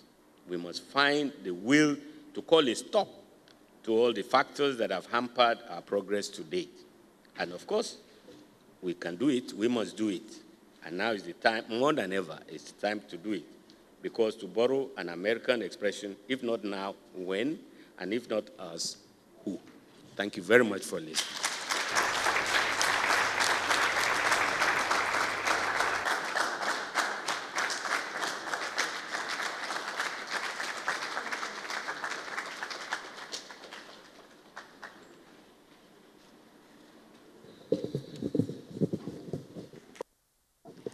Another round of applause, please, for Professor Ibrahim Gambari. So while he was speaking, I'm sure you saw a lot of the panelists were putting down notes. I saw people in the audience scribbling away, and I myself, I was typing away because there were so many nuggets in what he shared. And so now we're going to go into the panel discussion proper. Okay, so I think where I'm going to start from first is I'll just do a quick walk through all four panelists. Quickly, I want each of you to share the one thing of everything that he shared today, Professor Gambari shared. What's the one takeaway for you that really sings to you, that you're saying, this is the nugget of everything that was shared? So 1 minute to each of you. To share that, and then we'll go into, I'll then be asking each of you a question specific to your area of expertise and just experiences. So let's start with you, Vicky Sylvester. I am interested in the fact that leaders must be strong as well as systems. But that means that journalists must be even stronger. They must have courage, objectivity, and attention to detail. Because in the conflict situations we face every day, without this, you can do nothing. For instance, the governor, the person who is contesting for governorship, are you supporting him because he's a credible candidate, or you are supporting him because he has money to pass around? So these issues of strength in those in governance and those reporting, especially in conflict areas, like in Benue State, for instance, you find the people killed in a place. Do you talk to the villagers, those who live in the areas where the incidents happen? Because I've been to dozens of them. And journalists' reportage does not cover the truth on ground. So I also looked at the elements of governance, which the key speaker had talked about, inclusiveness and participatory. Because if this government is not inclusive, it is not, he mentioned. Because why do we live in separate places? You say this is a Sabongeri, and this area is where other groups live. And at certain times, you can't precipitate those areas.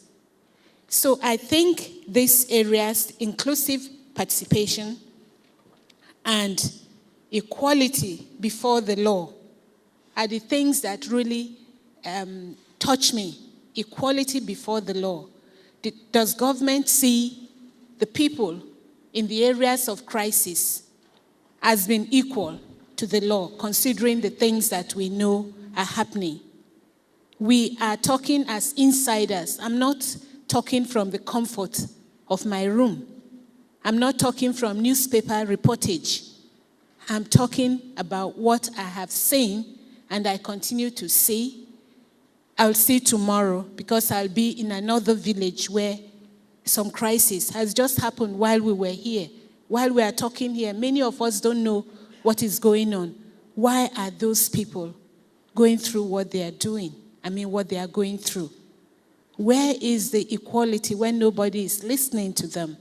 Where are the reporters? It's the journalists I often worry about when I go to those places. These people need you. Thank you very much for that. Please, a round of applause for her. And then Eugenia, I think you have a microphone with you, yes. So if you can just share the key nuggets from Professor Gambari's, and then we're going to do the 7 minutes where I'm asking each of you questions, specific questions, and you have that much. So it's a quick 60 seconds, Yes. It's kind of like to reiterate what he's already said. Yeah. Absolutely. The respected professor's erudition touched on every aspect of life.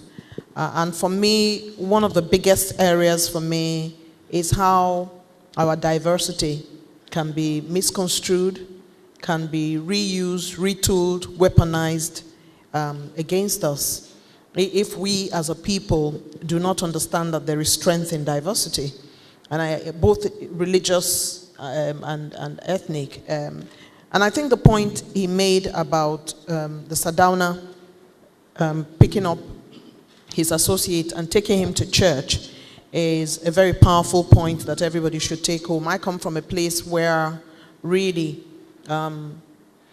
we are quite mixed religious-wise. So I have a grandfather who is an Alaji and a very strong Muslim cleric who was a Grand Qadi. And I'm a very strong Catholic. And the point I'm making is to underscore the point that the good professor has made, is that we still eat together. My cousins come to my house, they bring the ram when it's Allah, and I take Christmas goodies when it's Christmas. And the nation used to be like that. What happened? How many journalists are looking at those areas of investigation about how we used to live together and how we still do in some places and how we come from different backgrounds and religions and we're still family? And that's what the nation is all about, pretty much. Thank you, Eugenia. Yeah. And then, so next to Dr. Joe Abba, just a quick 1 minute. Okay. Your key nugget, your key takeaway. Thank you, Juliet. Let me just quickly commend Professor Gambari. I think his presentation was quite wide-ranging and rich.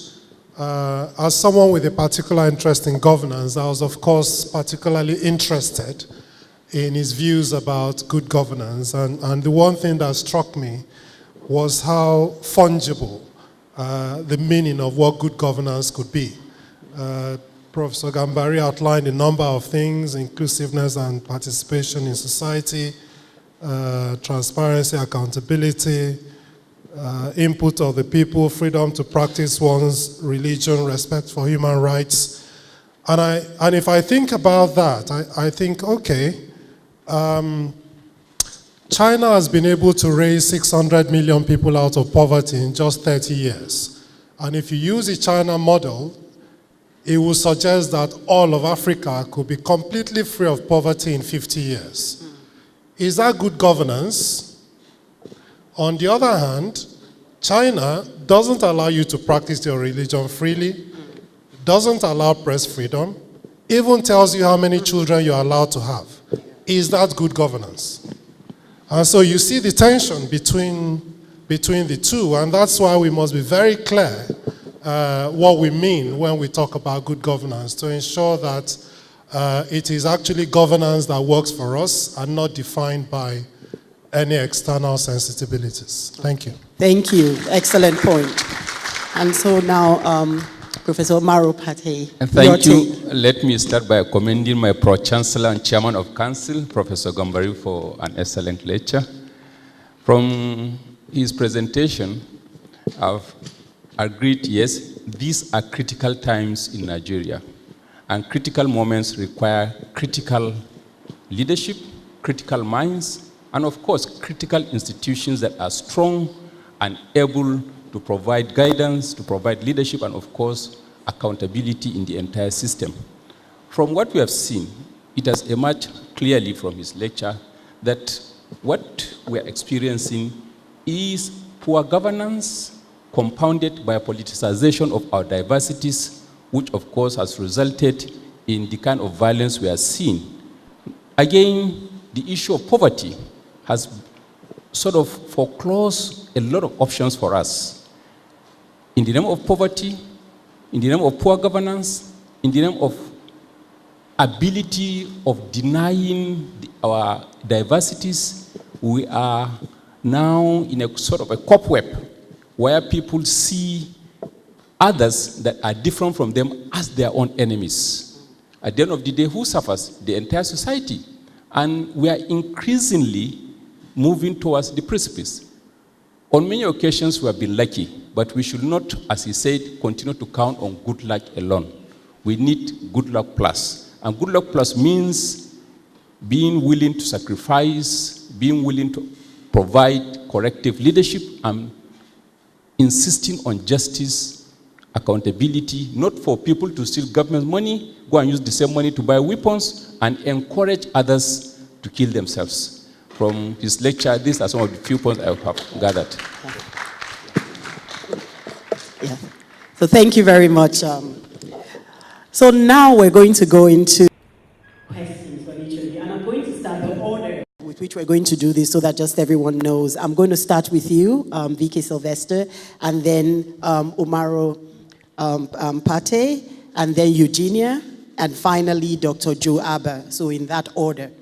And I will start with you.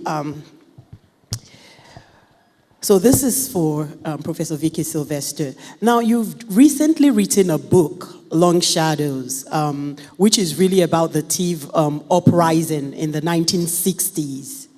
So my question for you is, from your experience and expertise in studying the historical context of the crisis in the Middle Belt, what are the key pointers we should be looking at in terms of solutions? So that means from the 60s till now, how has the problem, has it been escalating? Were there periods where we addressed it properly? Are there learnings from the past? So how does politics, economy influence all of this? And what should we be looking at for the future? So you have a historical knowledge. How do you now put that in context for us for the present in seeking solutions for that area? Thank you. Thank you very much. I am a literary historian first.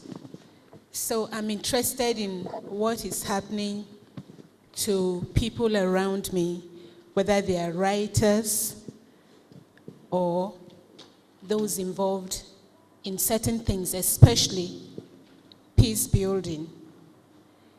And my research was based on things my mother would say because of the crisis in Benue State.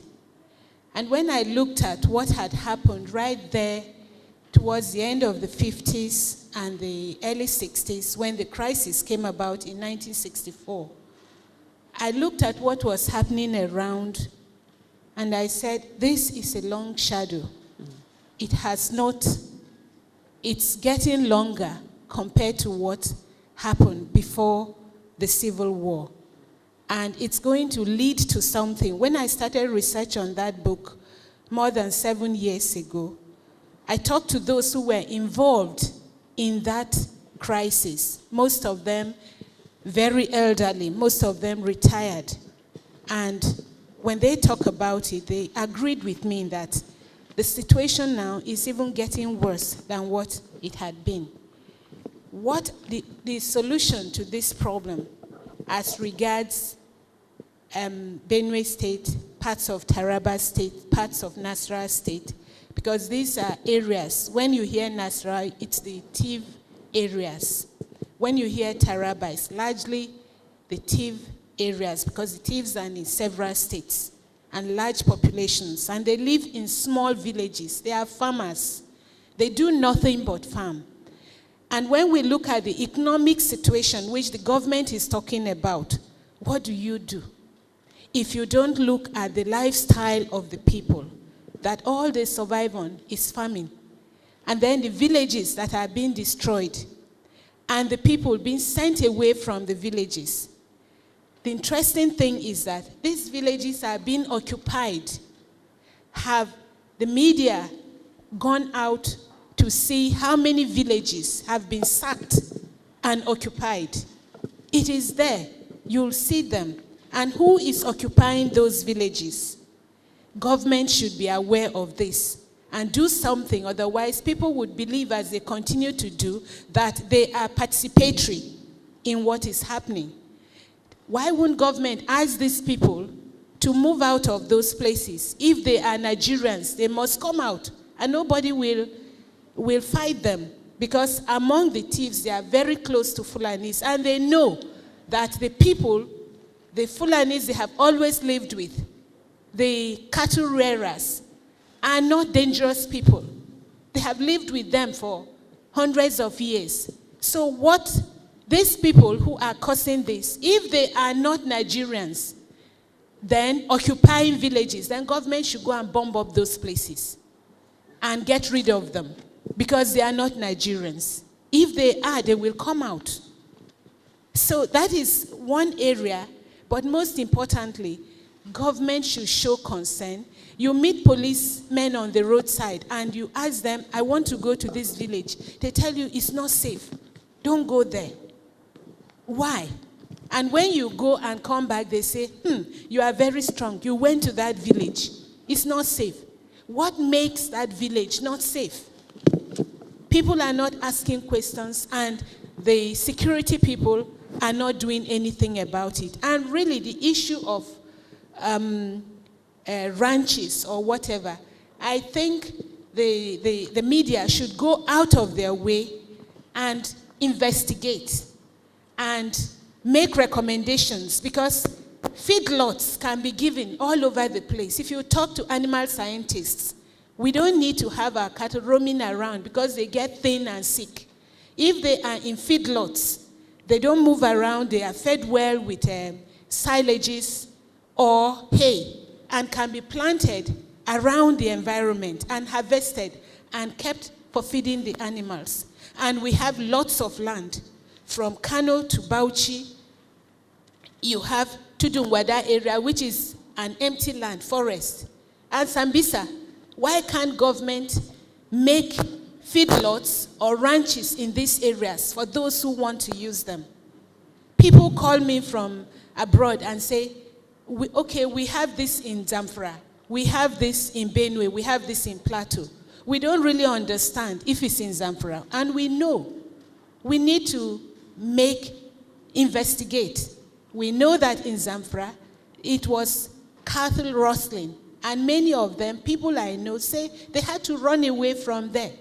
So those who are rustling, if they don't find anybody more to rustle or castle, they will certainly go to other people and try to get money from them.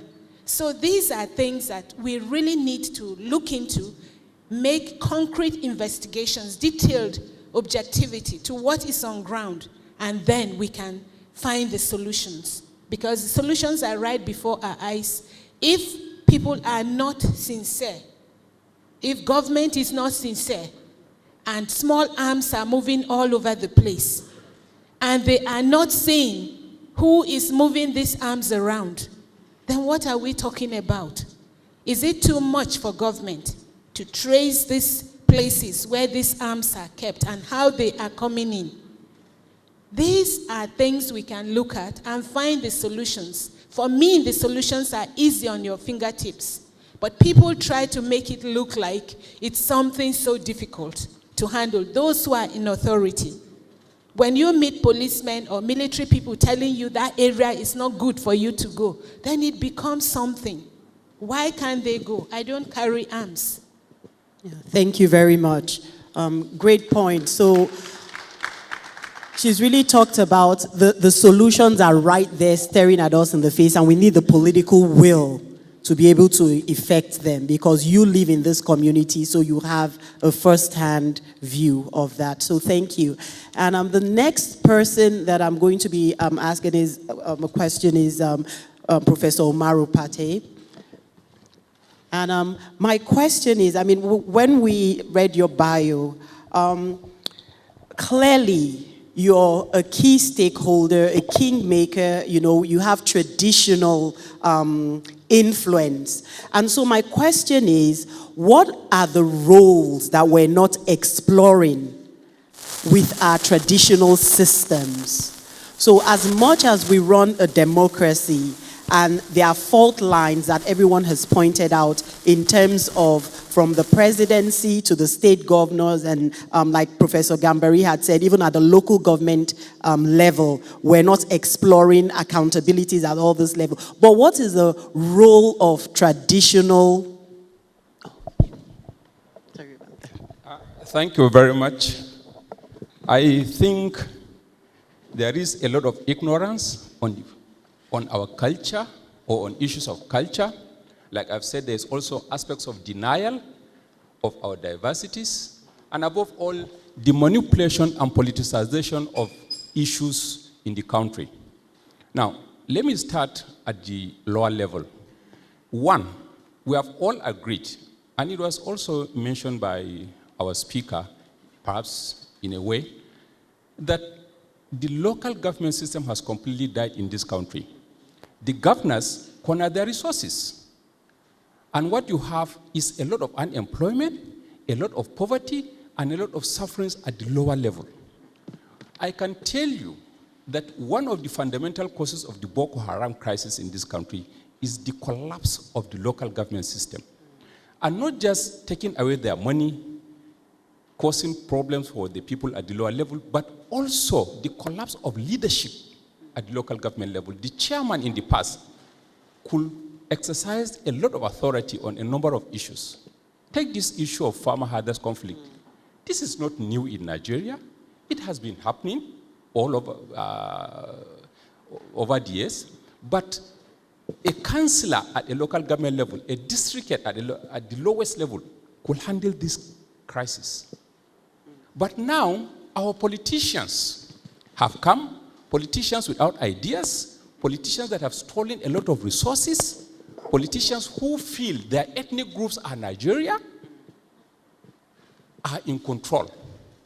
And because they're in control, they now go down to sort of provoke their own people, motivate their own people, corner the press, bribe journalists, and I can give you instances. At the end of the day, what do you have? The profiling of certain ethnic groups without giving them commensurate space to also express themselves. You have newspapers, radio stations, TV stations that are hundreds of kilometers away from the scenes or theaters of this crisis. Now, you have one-sided groups coming to give them information here in Lagos, buying space on channel television, cornering editors to write editorials that are completely anything but journalism, using foul language.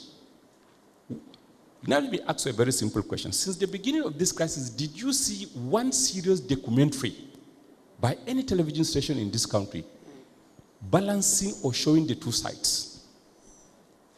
Have you read any seriously researched article by any journalist reflecting all sides of the crisis?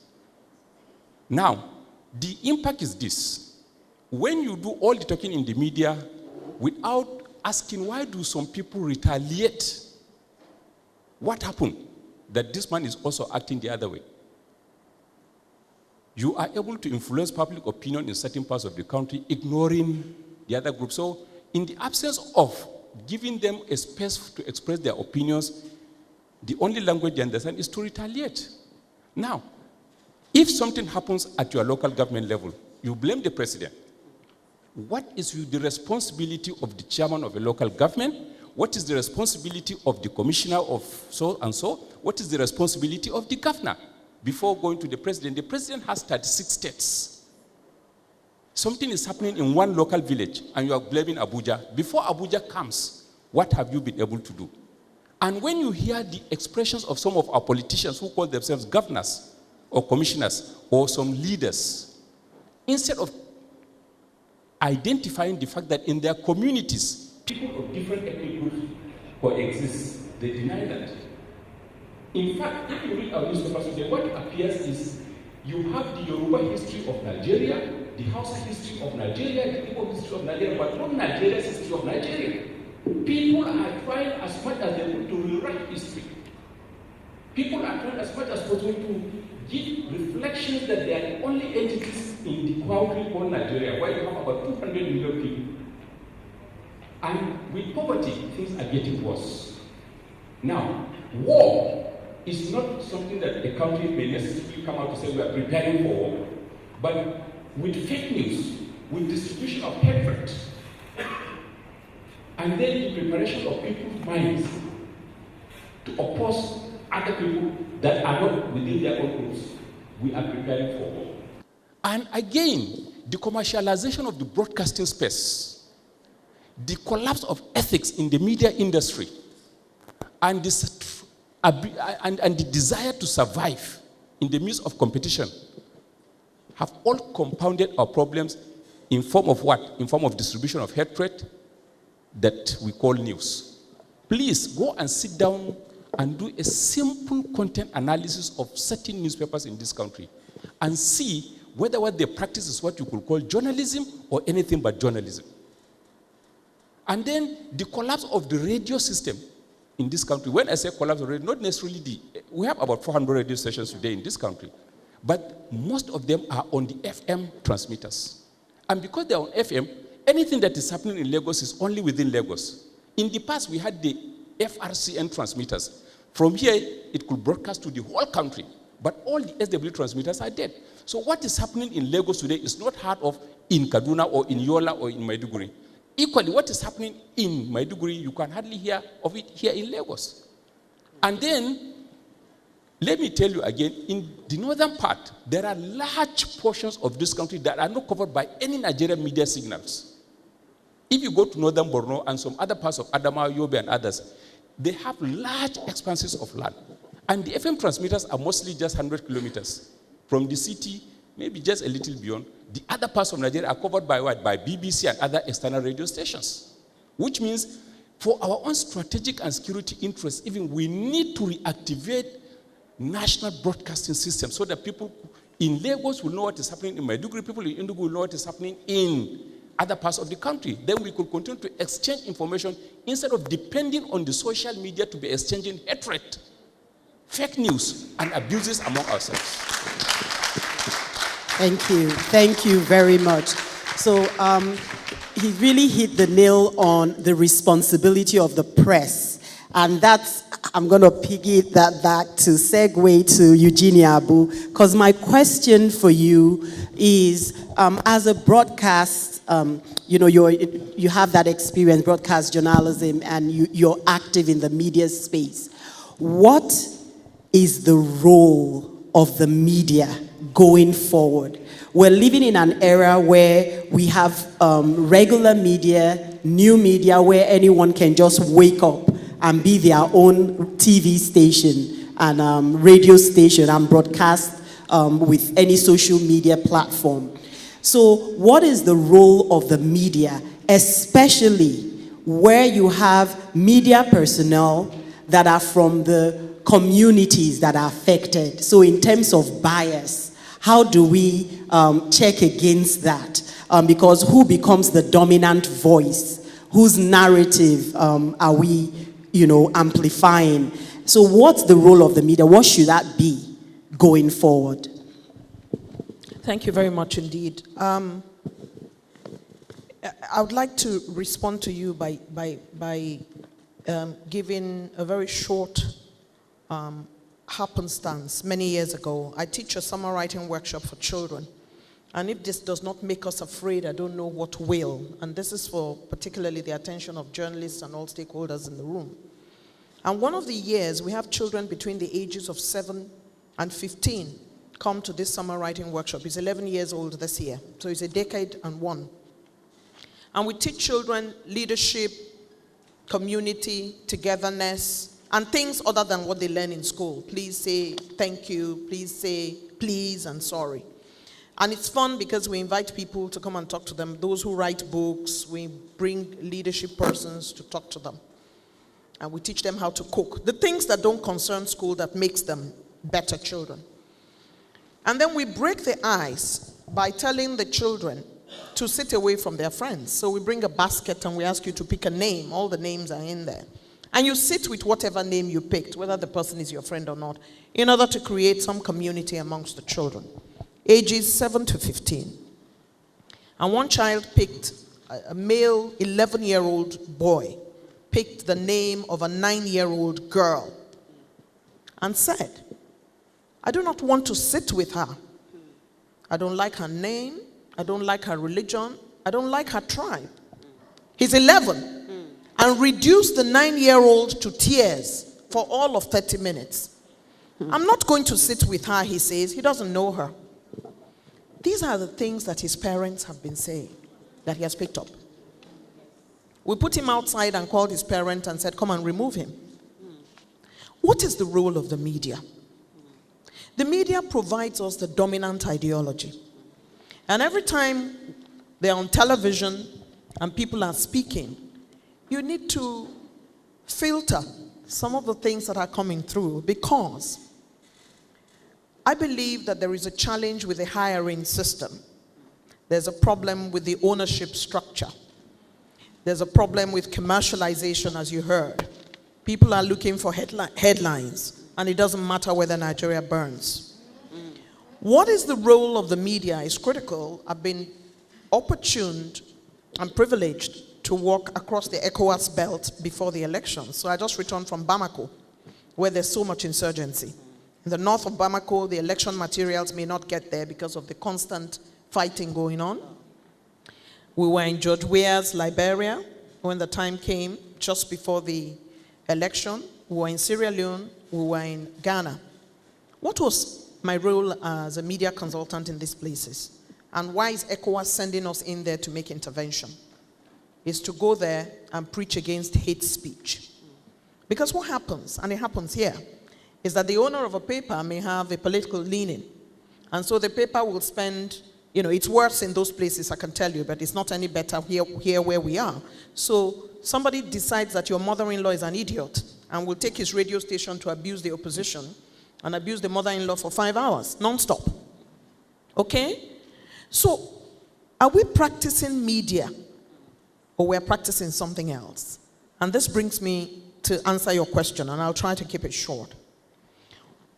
We are, as a people, highly emotional.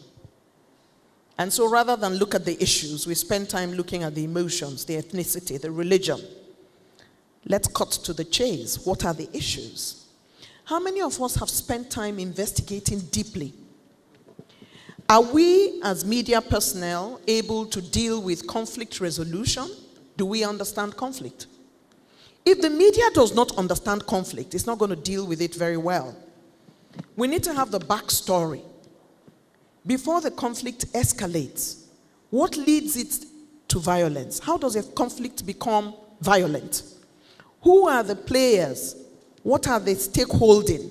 What do they have to gain? Is the media escalating and perpetuating this? Why are the people involved these groups of people? When I was executive director of programs, my staff will go out in NTA, and it used to happen a long time, and they will bring what we call Vox Pop and go and do maybe a topic on why are women wearing earrings? I mean, something as base as that. I'm just using that as an example. Or why are men these days wearing skirts? Something as innocuous as that. And they come back, and listen very carefully. The media must remember our cultural ethos, that we are not homogeneous like America, and therefore we are not all the same. So what applies to Northeast does not apply to Southwest, does not apply, because we come from a different culture. How much information and research have you done before you put the story in the papers? So they'll go out and bring a report, a Vox Pop, and they spoke to all men. And I said to the reporter, were there no women on the street when you went out there? Or they speak to all Hausas, and they come back and I say, did you not see any Yoruba out there? Or because we are not a homogeneous society, you must balance your stories in a manner that everybody's views is carried along. So, in doing so, what is our hiring system? Does the owner of a newspaper hire people? And it didn't used to be like that. Mr. Ladner is here, all my brothers are here from the past. Do you hire somebody in the paper because he's your cousin? Or because he understands how to be a journalist? Did he get any training? How much of that training does he have? How much research before he breaks the news? Abroad, and this is not to say we don't have fine journalists in Nigeria, we have some of the finest here. Abroad, do we go out there and just publish? We don't. We check. Some stories are running for 2 months before they break it. But here we are in a hurry to catch the headlines, make the money, get the adverts. We go to press. The facts are all wrong.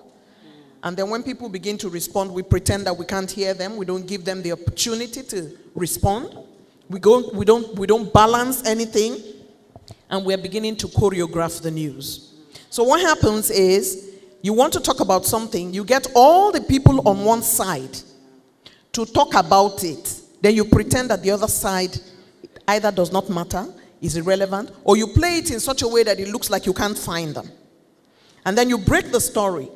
We depend on you for information, facts, balance. Investigative reporting requires more than just being able to write.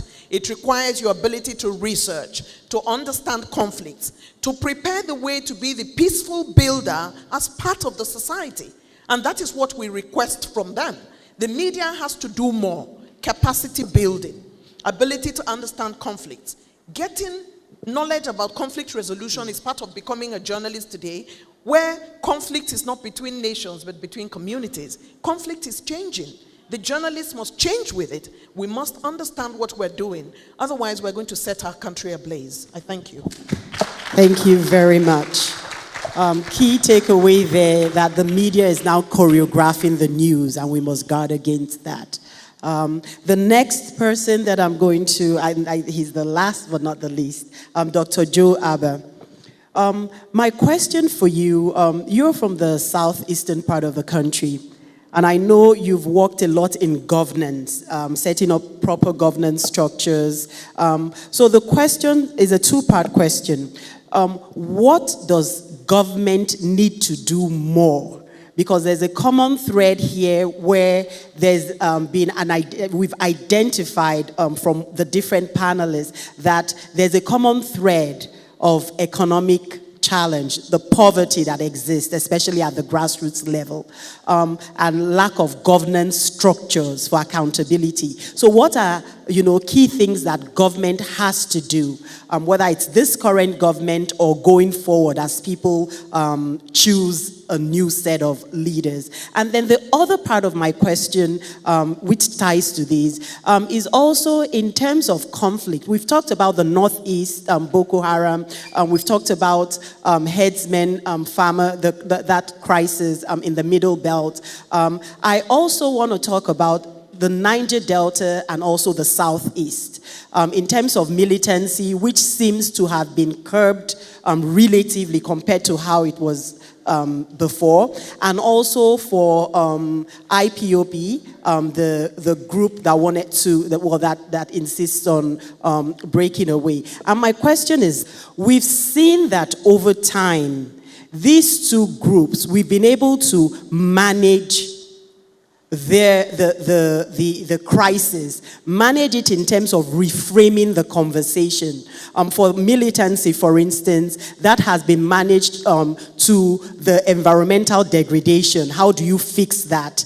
And also the economic part. So a lot of work being done by agencies in those communities. And then for the indigenous people of Biafra, what has happened, we've seen more Southeastern leaders take a front role in negotiating a kind of a peace process where they're saying, let's change the language. You're not a secessionist group. You're asking for a referendum for good governance because the structure is not working. So what are the learnings from this? Because these are still ongoing conversations. And how is it that Ebonyi State and Cross River are having crisis currently with hundreds being killed, and it seems to be underreported in the media, and the same media is amplifying what's happening in the Middle Belt? So what are those governance gaps, and also the gaps in journalism and how we manage narratives?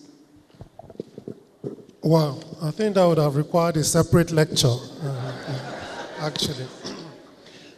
But I'll try and touch on a few things, particularly with today's theme in mind, which is investigative journalism and its role in accountability and the reduction of conflict.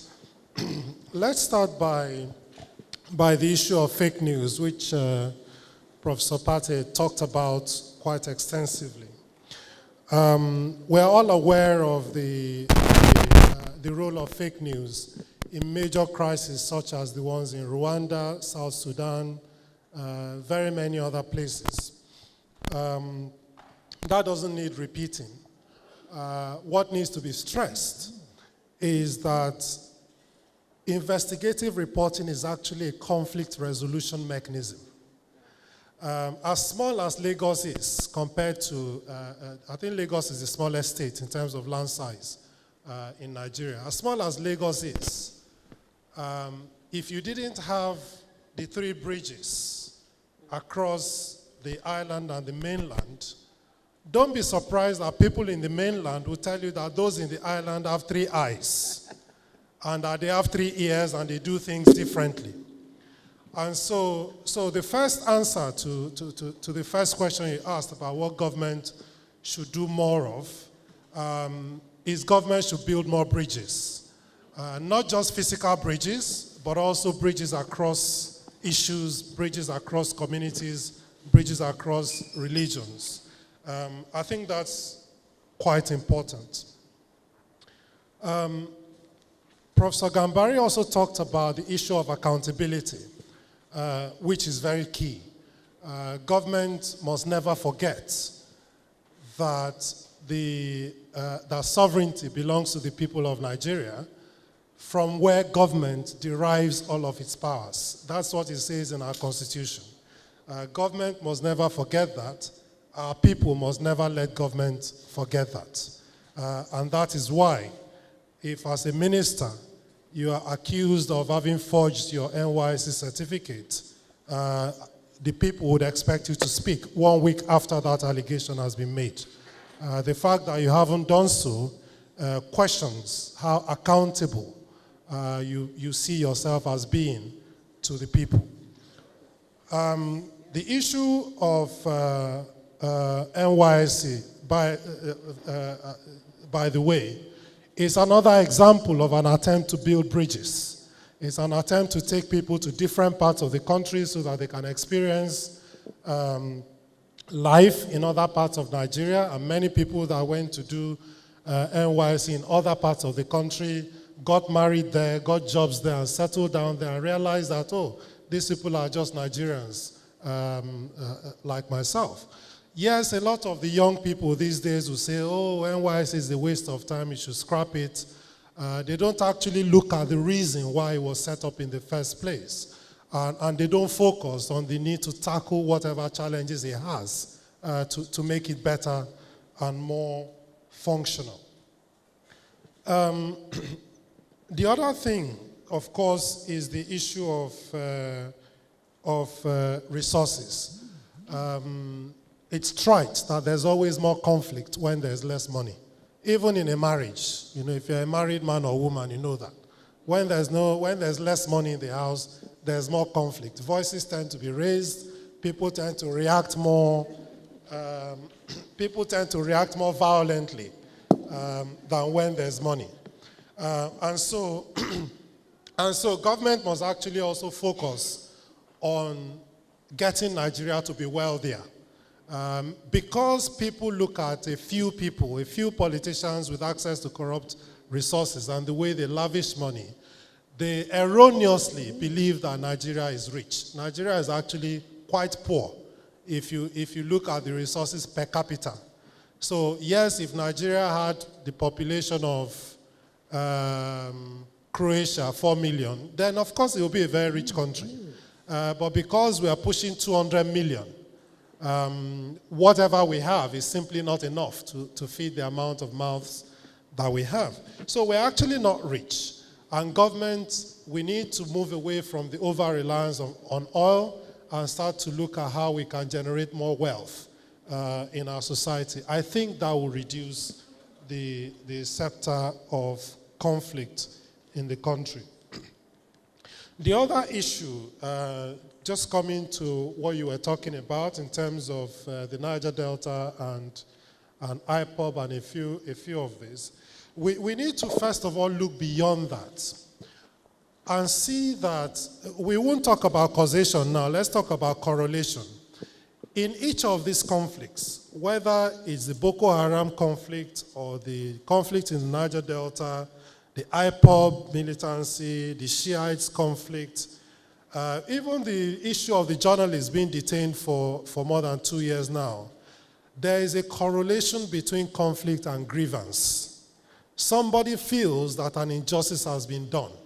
Whether that injustice is the trigger for conflict or it just exists alongside, we can debate it, but there's always that element of injustice. And I think government needs to act more swiftly to deal with issues of perceived injustice. Whether they are real or not is a different matter. But once that injustice is perceived, government needs to step in and deal with that. Finally, on the specifically on the Niger Delta and the IPOB issues, you see the elites tends to act swiftly when there's an existential threat. The Niger Delta militancy threatened the flow of the money. The IPOB militancy threatened the sovereignty of Nigeria and the role of those politicians in the Southwest. That, to me, is the reason why they would have moved swiftly to try and contain some of these two particular conflicts. And I believe that also the Boko Haram conflict, at a point, started to threaten the sovereignty of Nigeria. They were controlling about 14 local governments at the time, and government had to do something. And so I think this is what has happened in these two cases. I don't believe that, oh, it's because in the Niger Delta or it's because it's in the Southeast. I think it's because those conflicts posed an existential threat to the elite in Nigeria. That's what made them act more quickly. Thank you. Thank you very much. And thank you very much. I think we've heard really robust responses from all our panelists. And now I would actually want to give the floor over to Professor Ibrahim Gambari, because what had happened was everyone shared the key nugget from what he, from the keynote lecture. And so I wanted to give him a right of reply, if you may. Have you ever worked at the UN? Because right of reply is part of UN methods of operation. No, I just want to respond to some of the responses very briefly. The first response was to take me on when I said what governance requires, what requires us to move forward is not just strong leaders, but strong institutions. And the comment was, then if you have strong institutions, strong leaders, then you must have strong journalists. I thought that was also covered in terms of journalism as an institution. So you should regard journalism, strong journalists, investigative journalists, journalism as part of strong institutions. In this regard, one institution we have not mentioned, and I hope my brother and friend Usman Bugaji will talk about it in his own intervention when it comes to the interactive session, is strong political parties. Our political parties should be more than just instruments for getting power. They should really be part and parcel of instruments for good governance. But I will not talk more about that. The second is to agree fully that what we are up against is not diversity. We are not the most diverse nations in the world. Singapore, small country, has three major ethnic groups. The Malays, the Chinese, and the, who are the third ones? The Chinese, the Malays, and the Indians. Correct.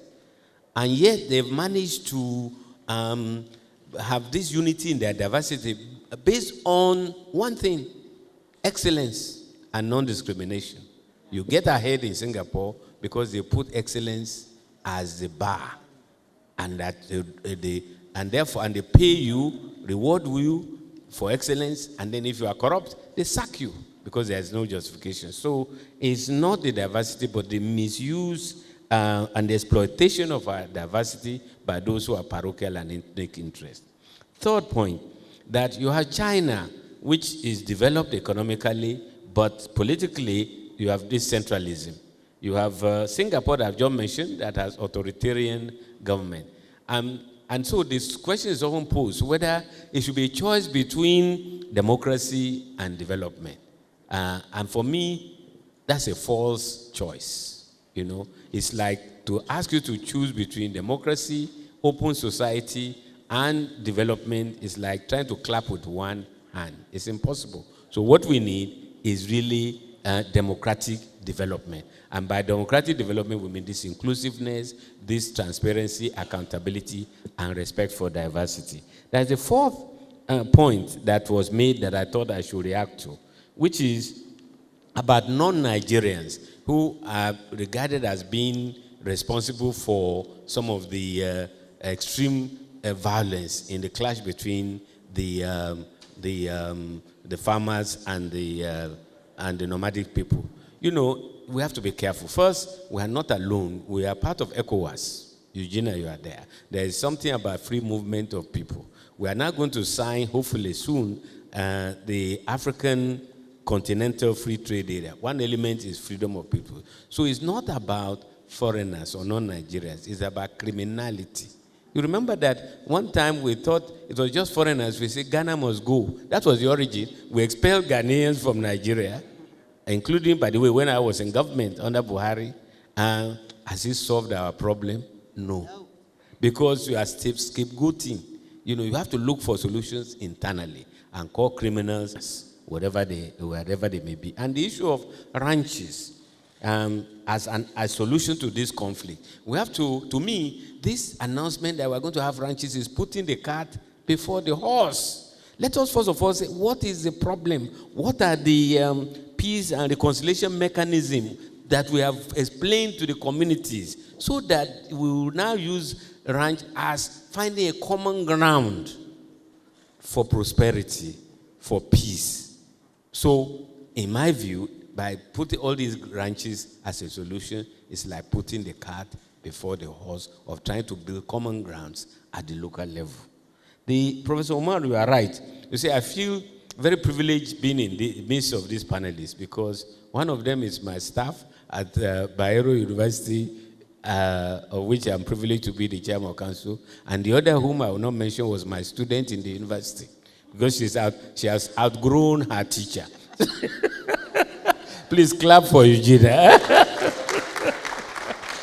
Yeah, but you are right that that accountability should begin at the local level. We are so focused and obsessed with what is happening in Abuja. Why not look at what is happening at the local government level, at the state level, where they are getting away with murder, literally, impunity. That's why you have governors, they don't even spend time in their states. They're all in Abuja. Why? We should, if I have the power, ban all of them, say, stay in your place. You know, you are elected governor of this and that state. Stay there. Address the needs of the people. Why are you rushing to Abuja? So we should really, investigative journalism should also, it may not be very sexy, but we should really look at at investigative journalism at the grassroots level, at the local level, at the state level, in addition to the national level. And the non-coverage of crisis throughout Nigeria is very, very bad. Because there is an attitude. You know, when Boko Haram started, it's like, there's a problem for Bonu. Gambari Pafulani Olejonu. That, these Gambaris killing themselves. Well, Otilejonu is now. Because when they start hitting Abuja, federal capital, do you know that with all the conflict in the world that I've been privileged to observe, nobody has gone to attack UN headquarters. Yes, except perhaps one in Iraq, which was an exception.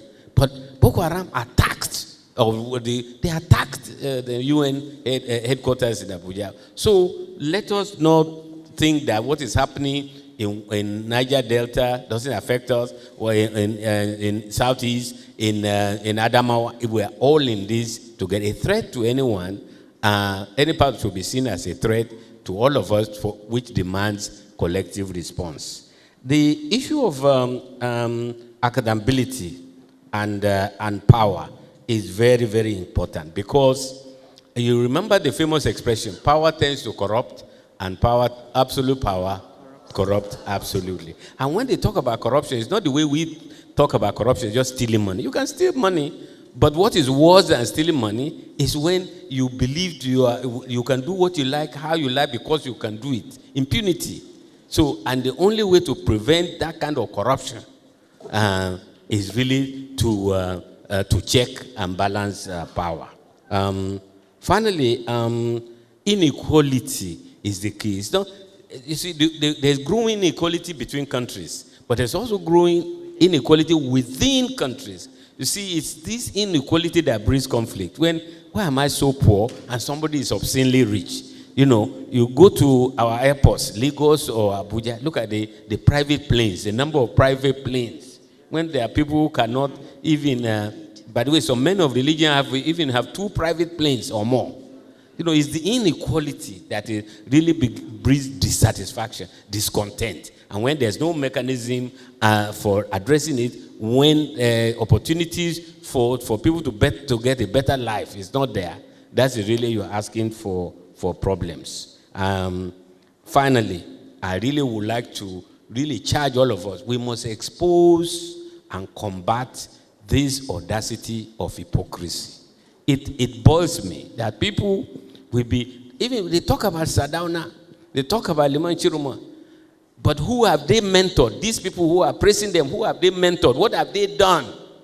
Where are their own children going to school? Where are they going for medical services? These are hypocrites, and they are in very high places in government, and we must not let them continue to get away with it. Thank you very much again. Thank you very much. And right now, what we're going to do is we're going to open the floor for questions from members of the audience. And we'll be taking, just so that we keep to our schedule, we'll be taking about 6 to 7 questions.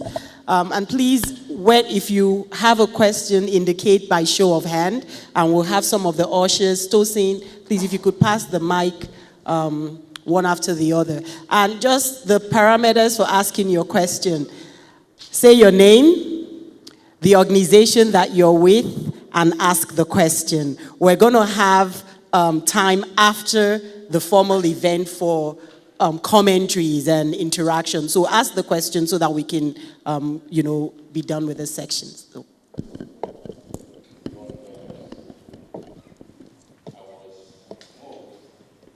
Good afternoon, everyone here. Thank you for giving me the opportunity to be the first speaker.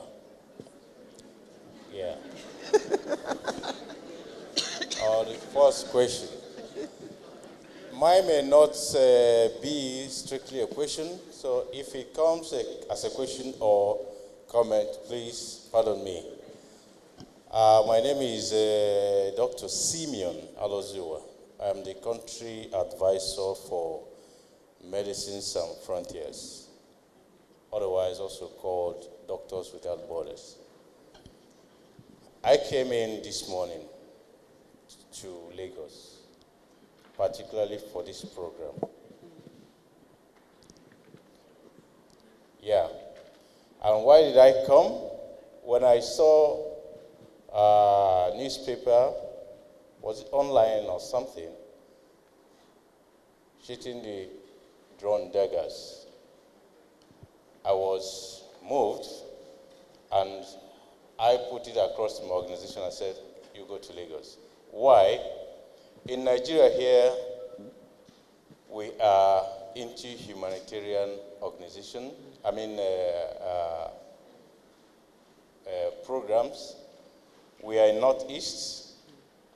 We're now in Ebonyi, and recently, the crisis in Cameroon had drawn us to Cross River. We're also in Benue State. We're also doing LED program in Sokoto. Now, growing up or coming up, I used to hear this name so much. Respected name, Professor Gambari.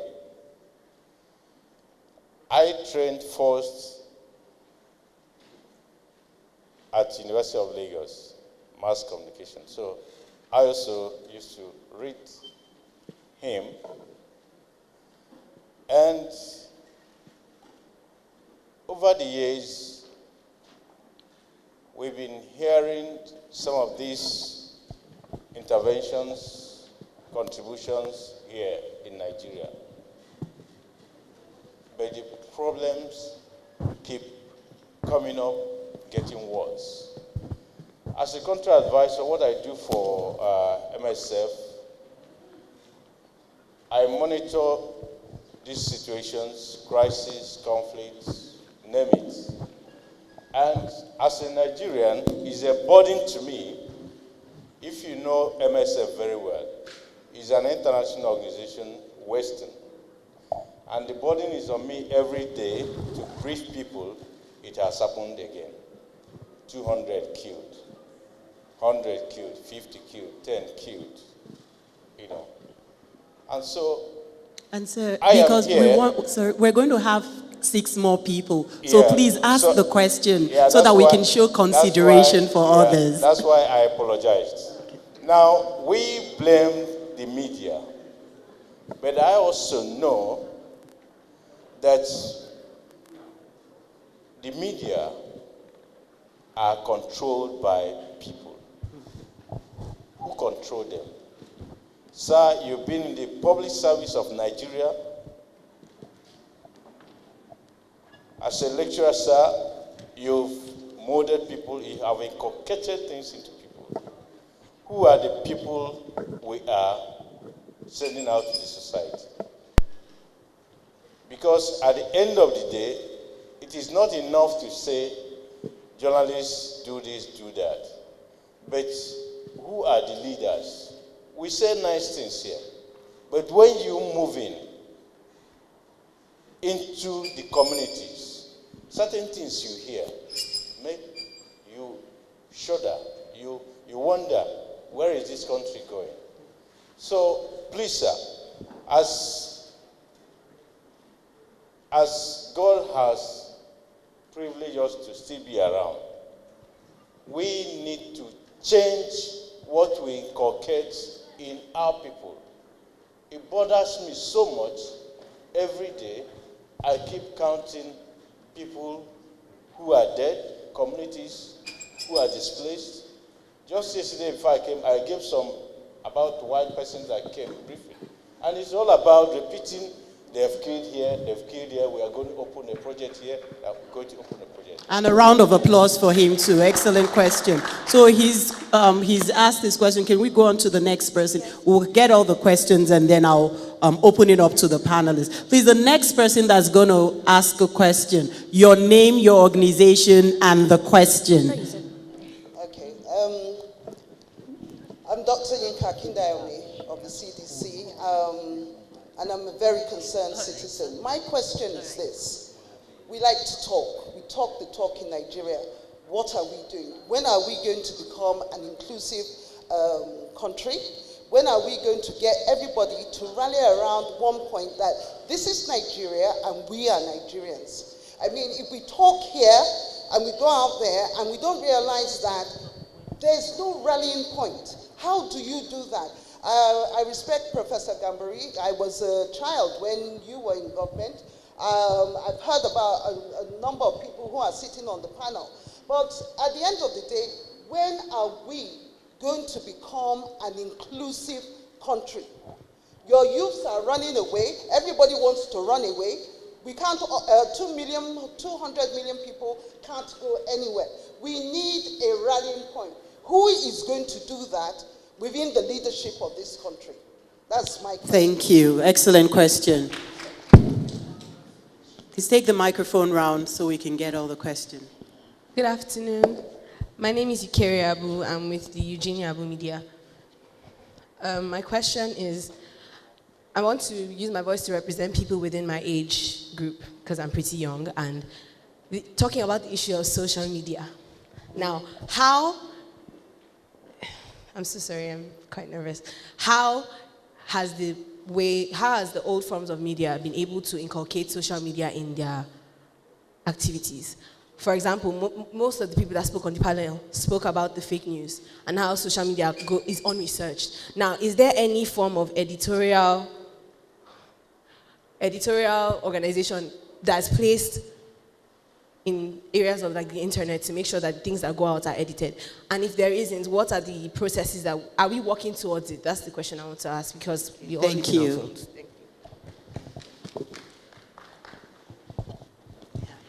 Thank you very much. My name is Tunji Lardner.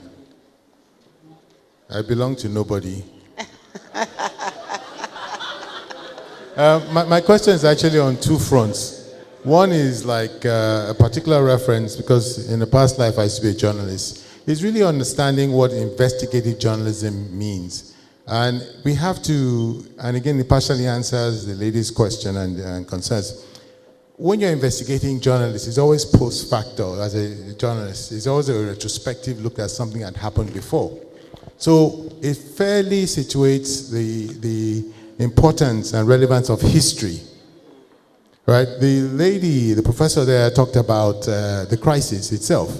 And if you cannot contextualize the underlying history, it's impossible for you to understand the nature of the problem. And this is something that is missing in the work we do. Apart from the critique that Professor Gambari offered about reporting events and personalities, we do not contextualize things within a historical narrative. And that is one of the things that are missing. And the key thing is the history of Nigeria, okay? And the second part is, to pick up on the gauntlet that my friend Joe threw about challenging the narrative of governance itself and throwing up China as an alternative model. And, juxtaposing both and exposing the tensions between what Professor Gambari's model might be a liberal, a westernized model, and the Chinese model. I'm going to throw 3 dates, and again, mild incursion into history. 1911, 1914, and 1917. 1911 was the overthrow of the Chinese dynastic order that gave birth to the rise of China as we know it. Okay? 1914 was the amalgamation of Nigeria, North and South, right? The protectorate to form Nigeria. 1917 obviously was the Bolshevik Revolution. 1921 was when China became a communist party, drawing from Lenin-Marxist revolution of 1917. Why am I tossing all this historical data? Because it actually means, again, to go back to the first point, if you cannot contextualize your historical narrative, you cannot come out with a story about your nation. Every country is an artifact. It is created. There's no country that came down from heavens or wherever the universe was and says, I'm a country. No. It's a never-ending battle of strife and struggle, daggers drawn, daggers sheathed, saber rattling. So our story is not unique. There's this sense of Nigerian exceptionalism that somehow every little problem is peculiarly Nigerian. And we go running around as if our story, no. What is important is for us to be able to establish a historical narrative from 1914 going forward. The reason why I toss those dates is directly referencing Joe's contention about governance. We should not mix the ability to create a system, which the Chinese have done from 1911, to produce public goods and services. But you forget the history of China. China has had a civilization for 5,000 to 6,000 years. The Ming dynasty lasted 400 years. So their narrative from 1911 is not what we're looking at.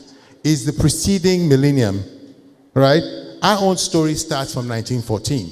And going forward, again, history and the responsibility of journalists to be able to understand that history and to be able to shape their own narratives, to be able to unsheath the truth is really at the heart of our problem. I think Professor Gambari mentioned the word veritas. Truth. What is the true nature of our historical narrative in Nigeria?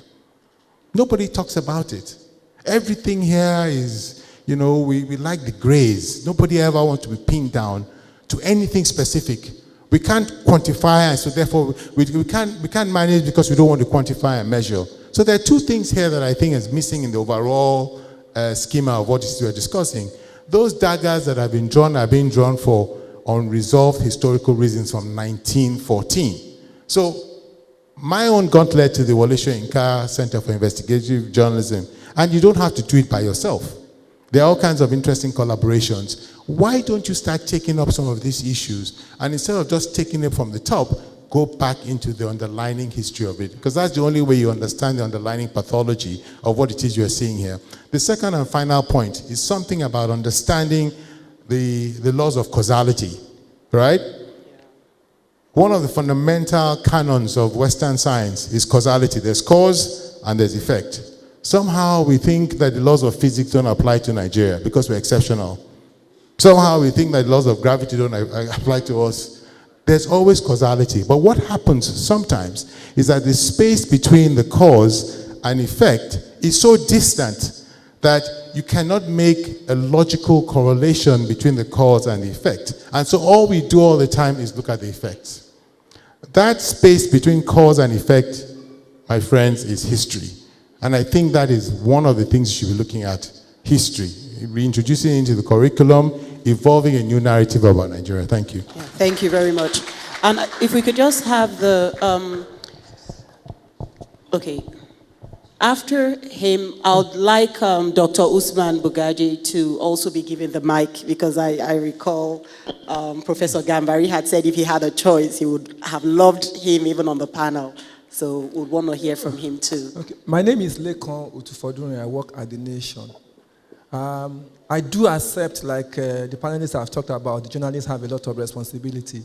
But I also think that we need to begin to pay more attention about the state of the media. It's getting so worrisome that we can speak all this grammar, but the journalists we seem to be expecting so much from the Nigerian journalists, but every day we are going under.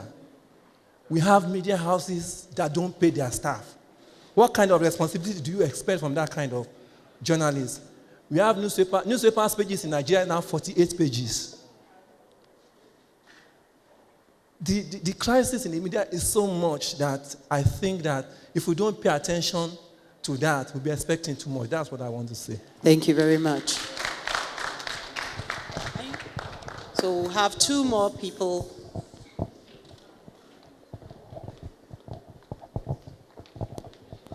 Yes, Dr. Usman. Thank you very much. I actually wanted to speak because I flew in and I have to catch a flight back to Abuja. So I very much appreciate the opportunity to say a few things. Tunji says he belongs to no one, and I want to say that I belong to everybody. Now, I know Professor Gambari did refer to a point that I have a passion for, because as some of you may remember, I was one time a national secretary for a political party, an opposition political party. And one of the things that really worries me a lot in this country is that we have not turned attention to the terrible political culture that we have in this country. It is, as far as I know, a lot of the violence, a lot of the conflict, a lot of the problems emanate from our terrible political culture. We have political parties that are literally empty. They have no content, they have no conscience, they have no courage. And they've become just platforms for criminals and crooks to get access to the public treasury. Our leadership recruitment system has completely broken down. Today, if you want to take any contest for any post, there are only two factors that are going to give you that ticket. It's not your character. It's not your qualification. It's not your competence. It's not your experience. It's either you have money or you are connected. Now, this is one thing that we have to address, because if we can't address this, everything else is going to break down. You can trace the conflict in Benue, the conflict in Northeast, the conflict in Zamfara, directly to bad governance. The amount of stealing that took place in those states, the level of poverty in those states, is directly connected with what we're having. So I think this is one attention. And I think journalists, I do accept what the Nation staff said, which resonates with what my sister Eugenia Abu made the question of management, ownership structure, hiring policies, and the rest of it. So, but I think this is one thing that we need to. Two quick things, if you allow me. I think we also need to look at the value chain of violence. Too often we talk about this group. No, who actually is interested in sustaining this violence? A study was conducted in Zamfara. These senseless killings. Why is it that you cannot get even information? And a real investigation done by a group of university researchers. Quite a dangerous job to do, but they were there. What they discovered is that the head butcher who buys the rustle cattle, he would ordinarily buy 100,000, a bull, for example. Now he gets it from these rustle people for 50,000. So he makes a lot of money. So he doesn't want this to stop. So he becomes an accomplice.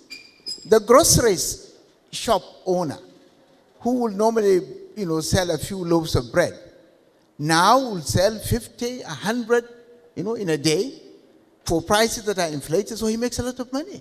He wouldn't want you. The Okada rider who ferries this stuff, to wherever their camp is also being paid 5-10 times his normal rates. So there are people who benefit, and they don't want this conflict to end. Just like we have with the Boko Haram. There are people who have been making, a lot of money in this Boko Haram business. Not the Boko Haram themselves, I don't know why they make their money, but those who are supposed to actually deal with them. And what we hear from people who live in Maiduguri today, just get out 7-10 kilometers, you will see Boko Haram roaming the street with their guns. Nobody is, catching them, nobody is fighting at them, nobody is doing anything to them. In this same government that says it has literally decimated Boko Haram. So I think journalists should look at this value chain of violence, who really gains. Final point, I think it's important, and my sister there raised a very important point. All these talks and meetings, and where are we really going to go? I can say quite a lot, but I don't have the time, so I just want to come back to what happened in Rwanda. Rwanda went through the worst genocide in Africa. Nearly 1 million people were killed. 2 tribes, the Hutus and the Tutsis, literally exterminated themselves. What do you have today in Rwanda? 20 years after, if you go to Kigali today, you can't know who is Tutsi, who is Hutu. Ask them, they'll just smile at you. I went out of Kigali. We spent over a week. We went to their agriculture. Their coffee growers are now supplying Starbucks in the United States. Their Irish potatoes, before genocide, now they are doing 5 times their yield. They have the best IT. In terms of gender, they have a parliament that is majority women. They have the safest street in city in Africa. Kigali, I mean, you can walk anytime in the night. Women, are safest because you dare not harass a woman. True.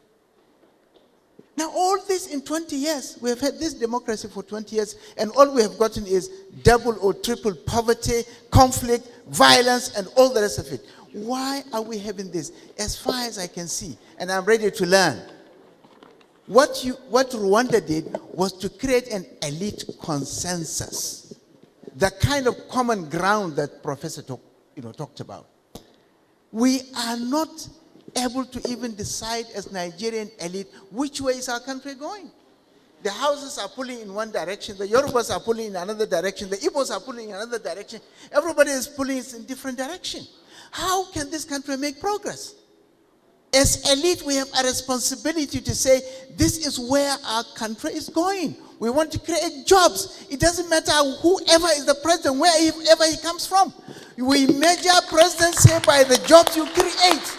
We measure your performance by the peace you bring. We measure by the material, things that you deliver. Not by the rhetorics, not by the tribes you come from. I'm tired about this men coming from this north or from south or from east or from God knows where. Why should we continue to do the kind of thing that has pegged us in one place? So honestly, it's our responsibility, the elite here, we have to decide for ourselves that we're no longer going to listen to this nonsense that has killed this country. A giant of Africa, the largest black nation, becoming a disappointment, a laughing stock. Are we not ashamed of ourselves that we have allowed this thing to go for 20 years running, while the place that had this genocide has grown to become the real apple, the real model now for Africa? So I think elite consensus is the way to go. I'm already organizing a meeting on that on the 24th of this month, and I'm trying to get the elite to come and face what we really need to face and do what we need to do. And I thank you for this opportunity. Thank you so much. So if we can just have one more person and we'll open that up to the panelists. There's someone, did you see someone right here in the middle?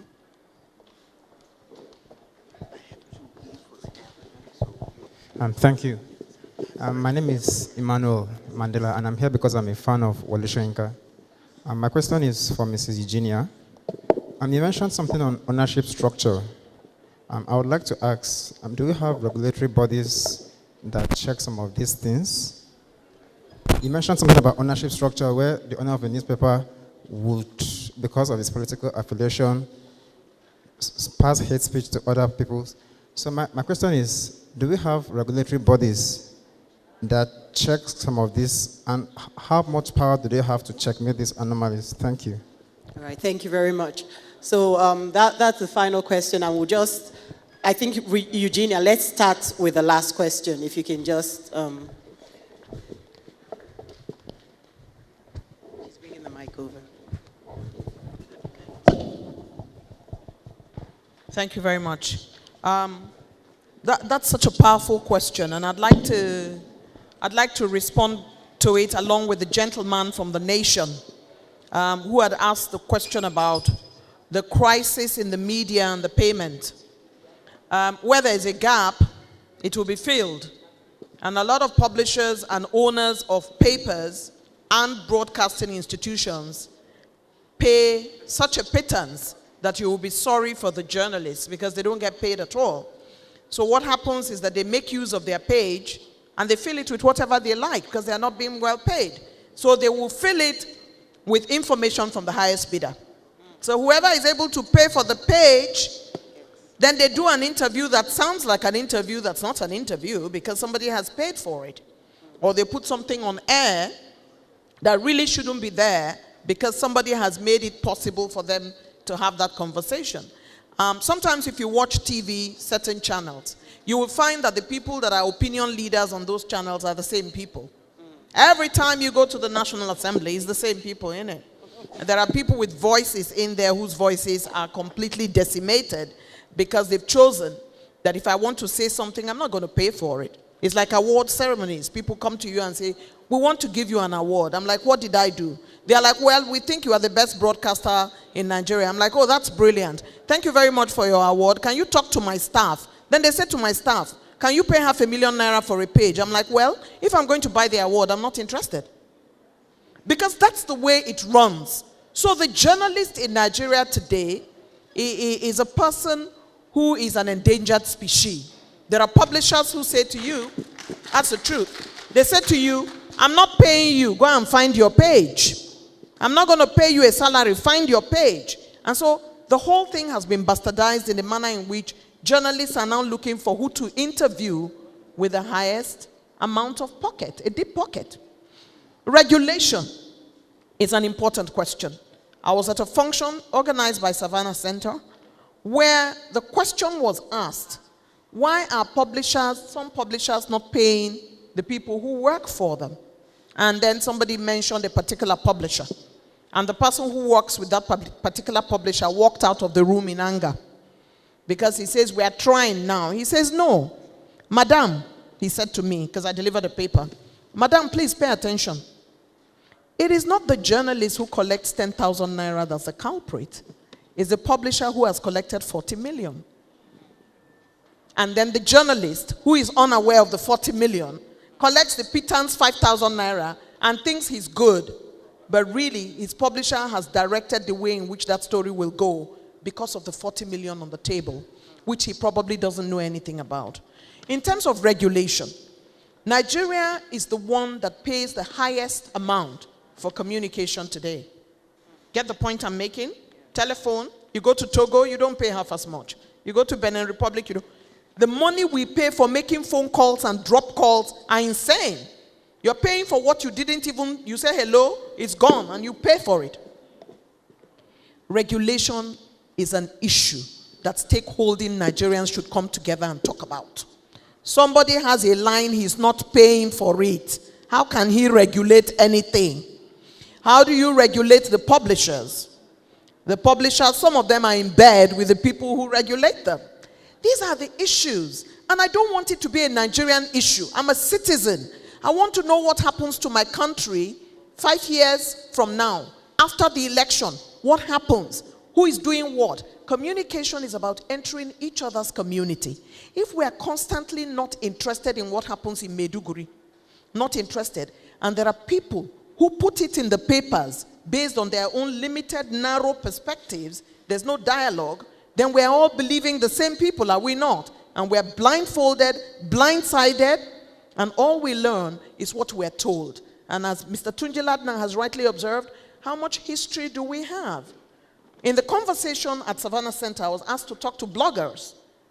Bloggers and journalists are like the messiahs of the nation. It's the Bible according to Lanre, the Bible according to Tunji Ladna. If you're a columnist, you're a powerful person. Today, what we have are people who pays the piper highest. The columnist is speaking the language of somebody who's paid him. You and I are believing because we don't know he's been paid.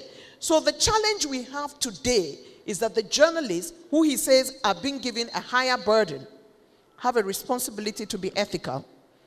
All right? Well, if they don't pay your salary, you better find where else to go. It's a dangerous area, but you have professional ethics. We are not even keeping it. Those ethics are not there. The knowledge is not there. History is not there. What journalists are we creating? The publisher is not paying him salary. The politician is giving him 5 million naira. It's a total mess out there. Somebody needs to clean it up. There are stakeholders whose job it is to clean it up. They need to wake up and be counted. From Ministry of Information to National Orientation Agency to Newspapers Council to NUJ to Publishers Association, Nigeria has a ground swelling of people that are stakeholders, and then we don't like the truth. So whoever tells the truth is the enemy. As a people, we need to change that mindset. The blogger, the Bible according to the blogger, it's not everything that you know, as we are taught in our tradition, is blog worthy. It's not everything you see that should go to the blog. But people now are posting blogs that insult somebody's mother whom he doesn't even know. We are a nation that needs to wake up from where we are on our knees, and the time is now. Thank you. Thank you so much.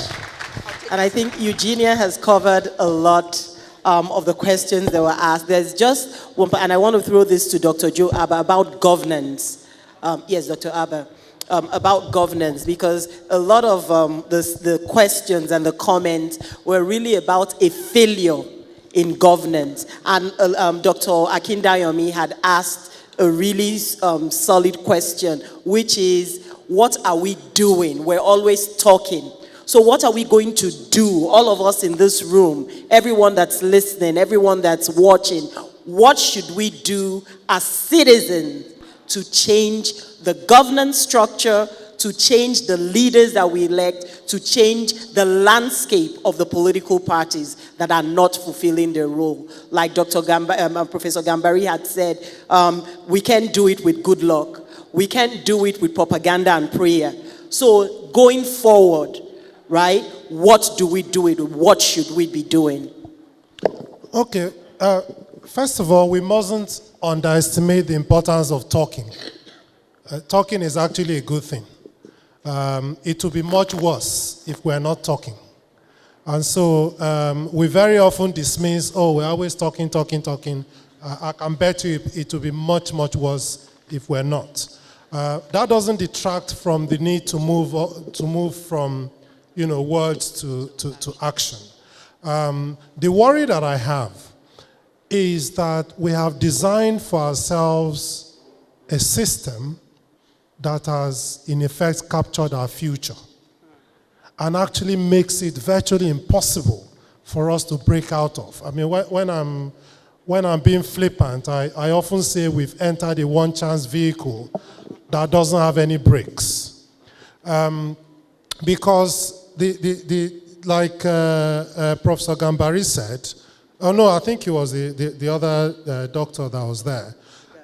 Seeking for political office is either you have money or you have connections. You can preach about it as much as you want. But in our current system, that's where we are. Our system does not throw up merit in any way. So you cannot, just because you're good, you know what you want to do when you lead the people, you have a good track record, that doesn't get you anywhere at all. We have a constitution that means it is actually political parties that run for elections, that stand for elections, not citizens, not individuals. And therefore, unless you can emerge through a corrupt political system, you cannot even put yourself forward before your people to say you want to serve. And so we have, and then of course, even when you get to that position of being put forward, you then need money to buy the delegates.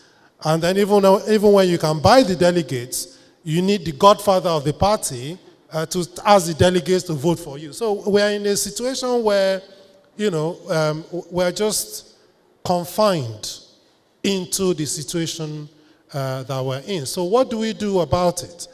I've often said, rather than bicker about whether people should be APC or PDP or Red Card or COA or whatever it is, in my view, anybody seeking political now is seeking political office purely for personal glory.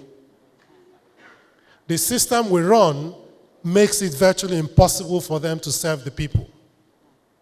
And that's why, for me, our strengths, we must focus our efforts on trying to change that system.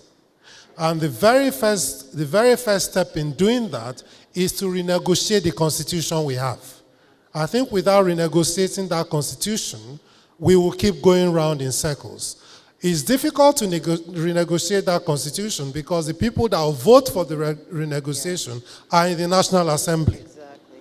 And of course, they will not vote for a unicameral assembly. Yeah. They will not vote for a part-time assembly. They will not vote to reduce the allowances they are paid as the highest paid legislators in the world. They will not do that.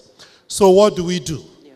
What we do is actually to make this renegotiation of our situation the key election issue.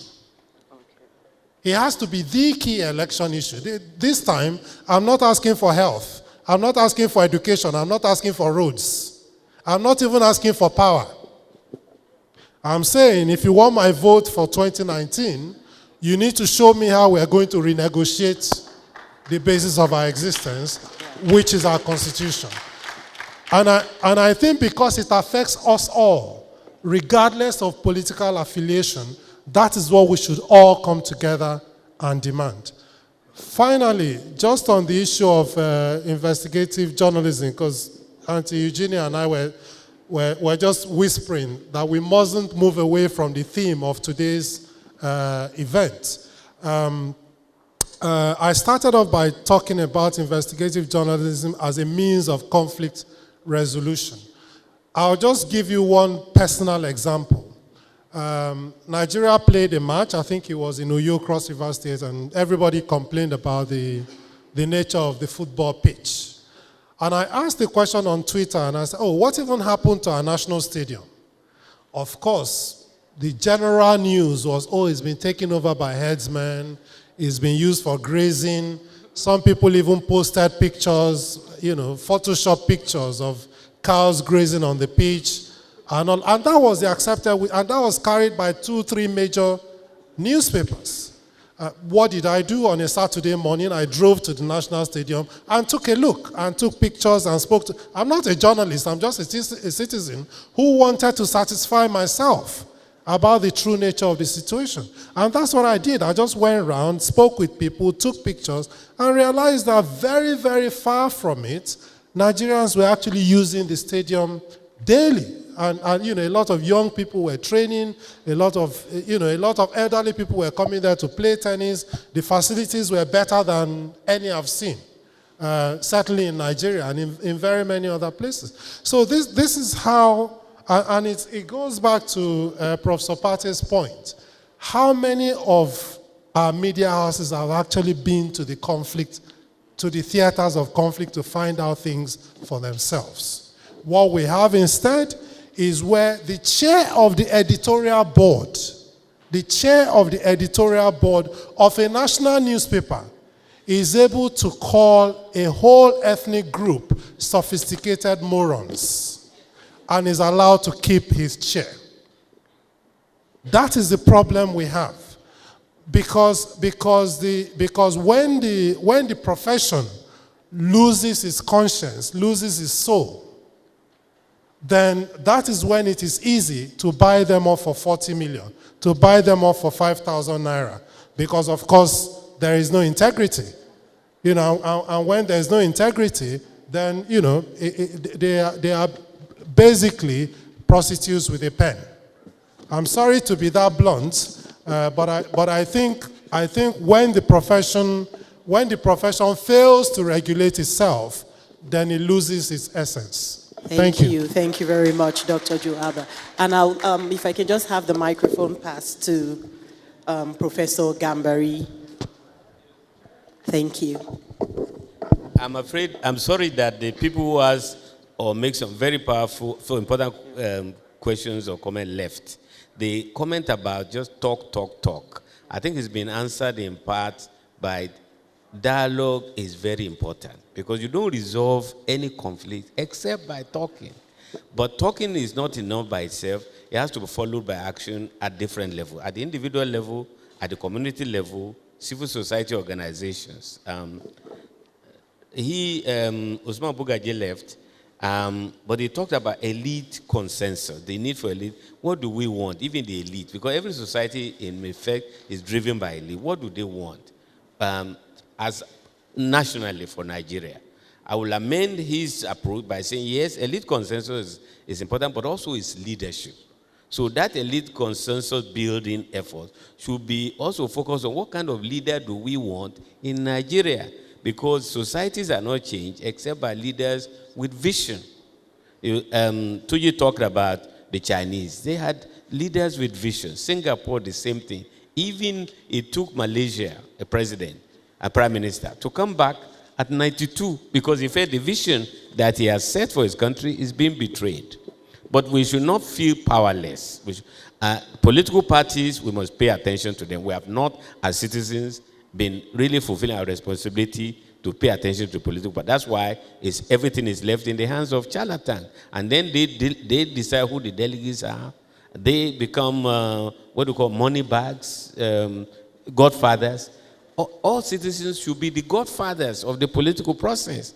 And by abandoning that responsibility, we leave the field to the godfathers.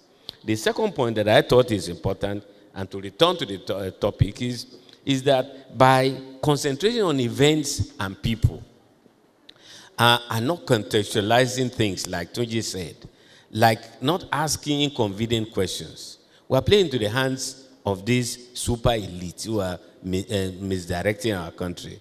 Because they love it. They will even pay for you to concentrate on events and themselves. They'll pay for it. Because they are diverting you away from the real issues. From asking confidence questions and also asking them to respond to it. And Usman left, but what he said is about we need a consensus about wealth creation, about job creation, about addressing youth unemployment if we want to prevent crisis in this country, conflicts in this country. And then the value system, the reorientation, and to identify role models and encourage them. And above all, I'll make one last point. For investigative journalism, you also have to have capacity building. There's just some skills not there if you're investigating, and no support for such creation of, for that capacity building for them to do their work. So the talking is important, dialogue is important, but we must move towards consensus, also focus on purposeful leadership, visionary leadership, and a reform and rebuilding of our institutions that have collapsed. Religious institutions, traditional institutions, and institutions of governance. So once again, it's just a pleasure to be among you. Thank you very much. Thank you so much. I'm just going to, Dr. Vicky Sylvester, because I know there's something else you had wanted to touch on, which is the issue of leadership. And I want to tie it with one of the comments that Dr. Usman Bugaje had talked about, because he referenced Rwanda. It's a space that I'm very familiar with, and I know the great stuff that they're doing at the community level. And because you are a grassroots leader, right? You work at that level, you get the organic information of things that are happening. And you had asked that question of why is leadership not acting? Right, so the question now, based on what he said, in Rwanda, we definitely see the direction. There's a clear-cut leadership. The vision is there. I mean, with education, our organization is on ground doing training for teachers on gender equality, on STEM. So they're doing a couple of things differently. Now, you talked about at that grassroots level, how come security, no action is being taken where the solutions seem very obvious. And some of the panelists have talked about, especially Professor Umaru Pate, that at the community level, we're letting things slide. We're not having that accountability.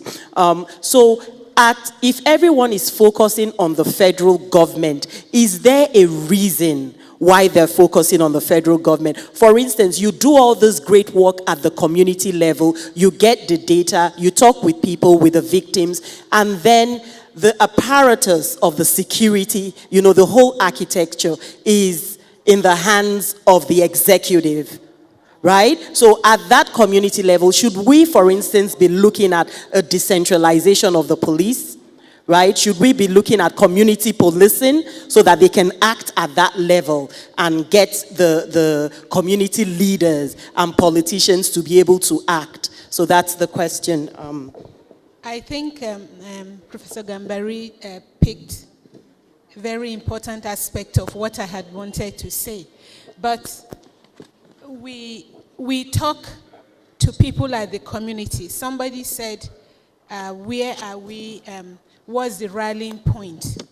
But I think the questions here, we must not move too far away from the issue of the media and conflict resolution. Some questions I have in mind.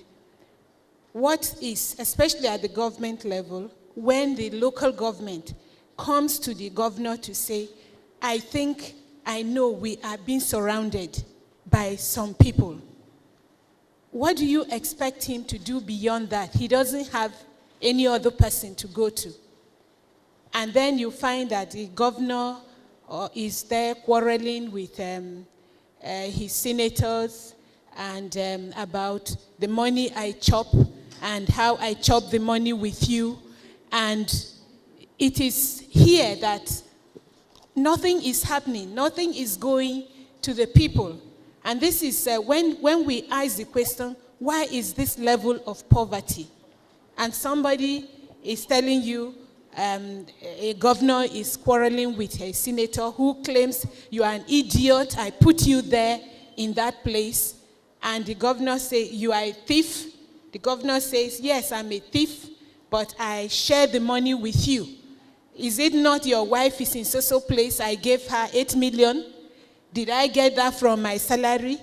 These are the kind of things you see on the social media, and you're close to those who are involved, and they are true stories. And this is basically what is government, in quotes, that's our government, is up to, monetary. So what is happening to the security votes that come in huge sums, and nobody can take care of the security? Why is that level of poverty? We see it in the things that happen around us.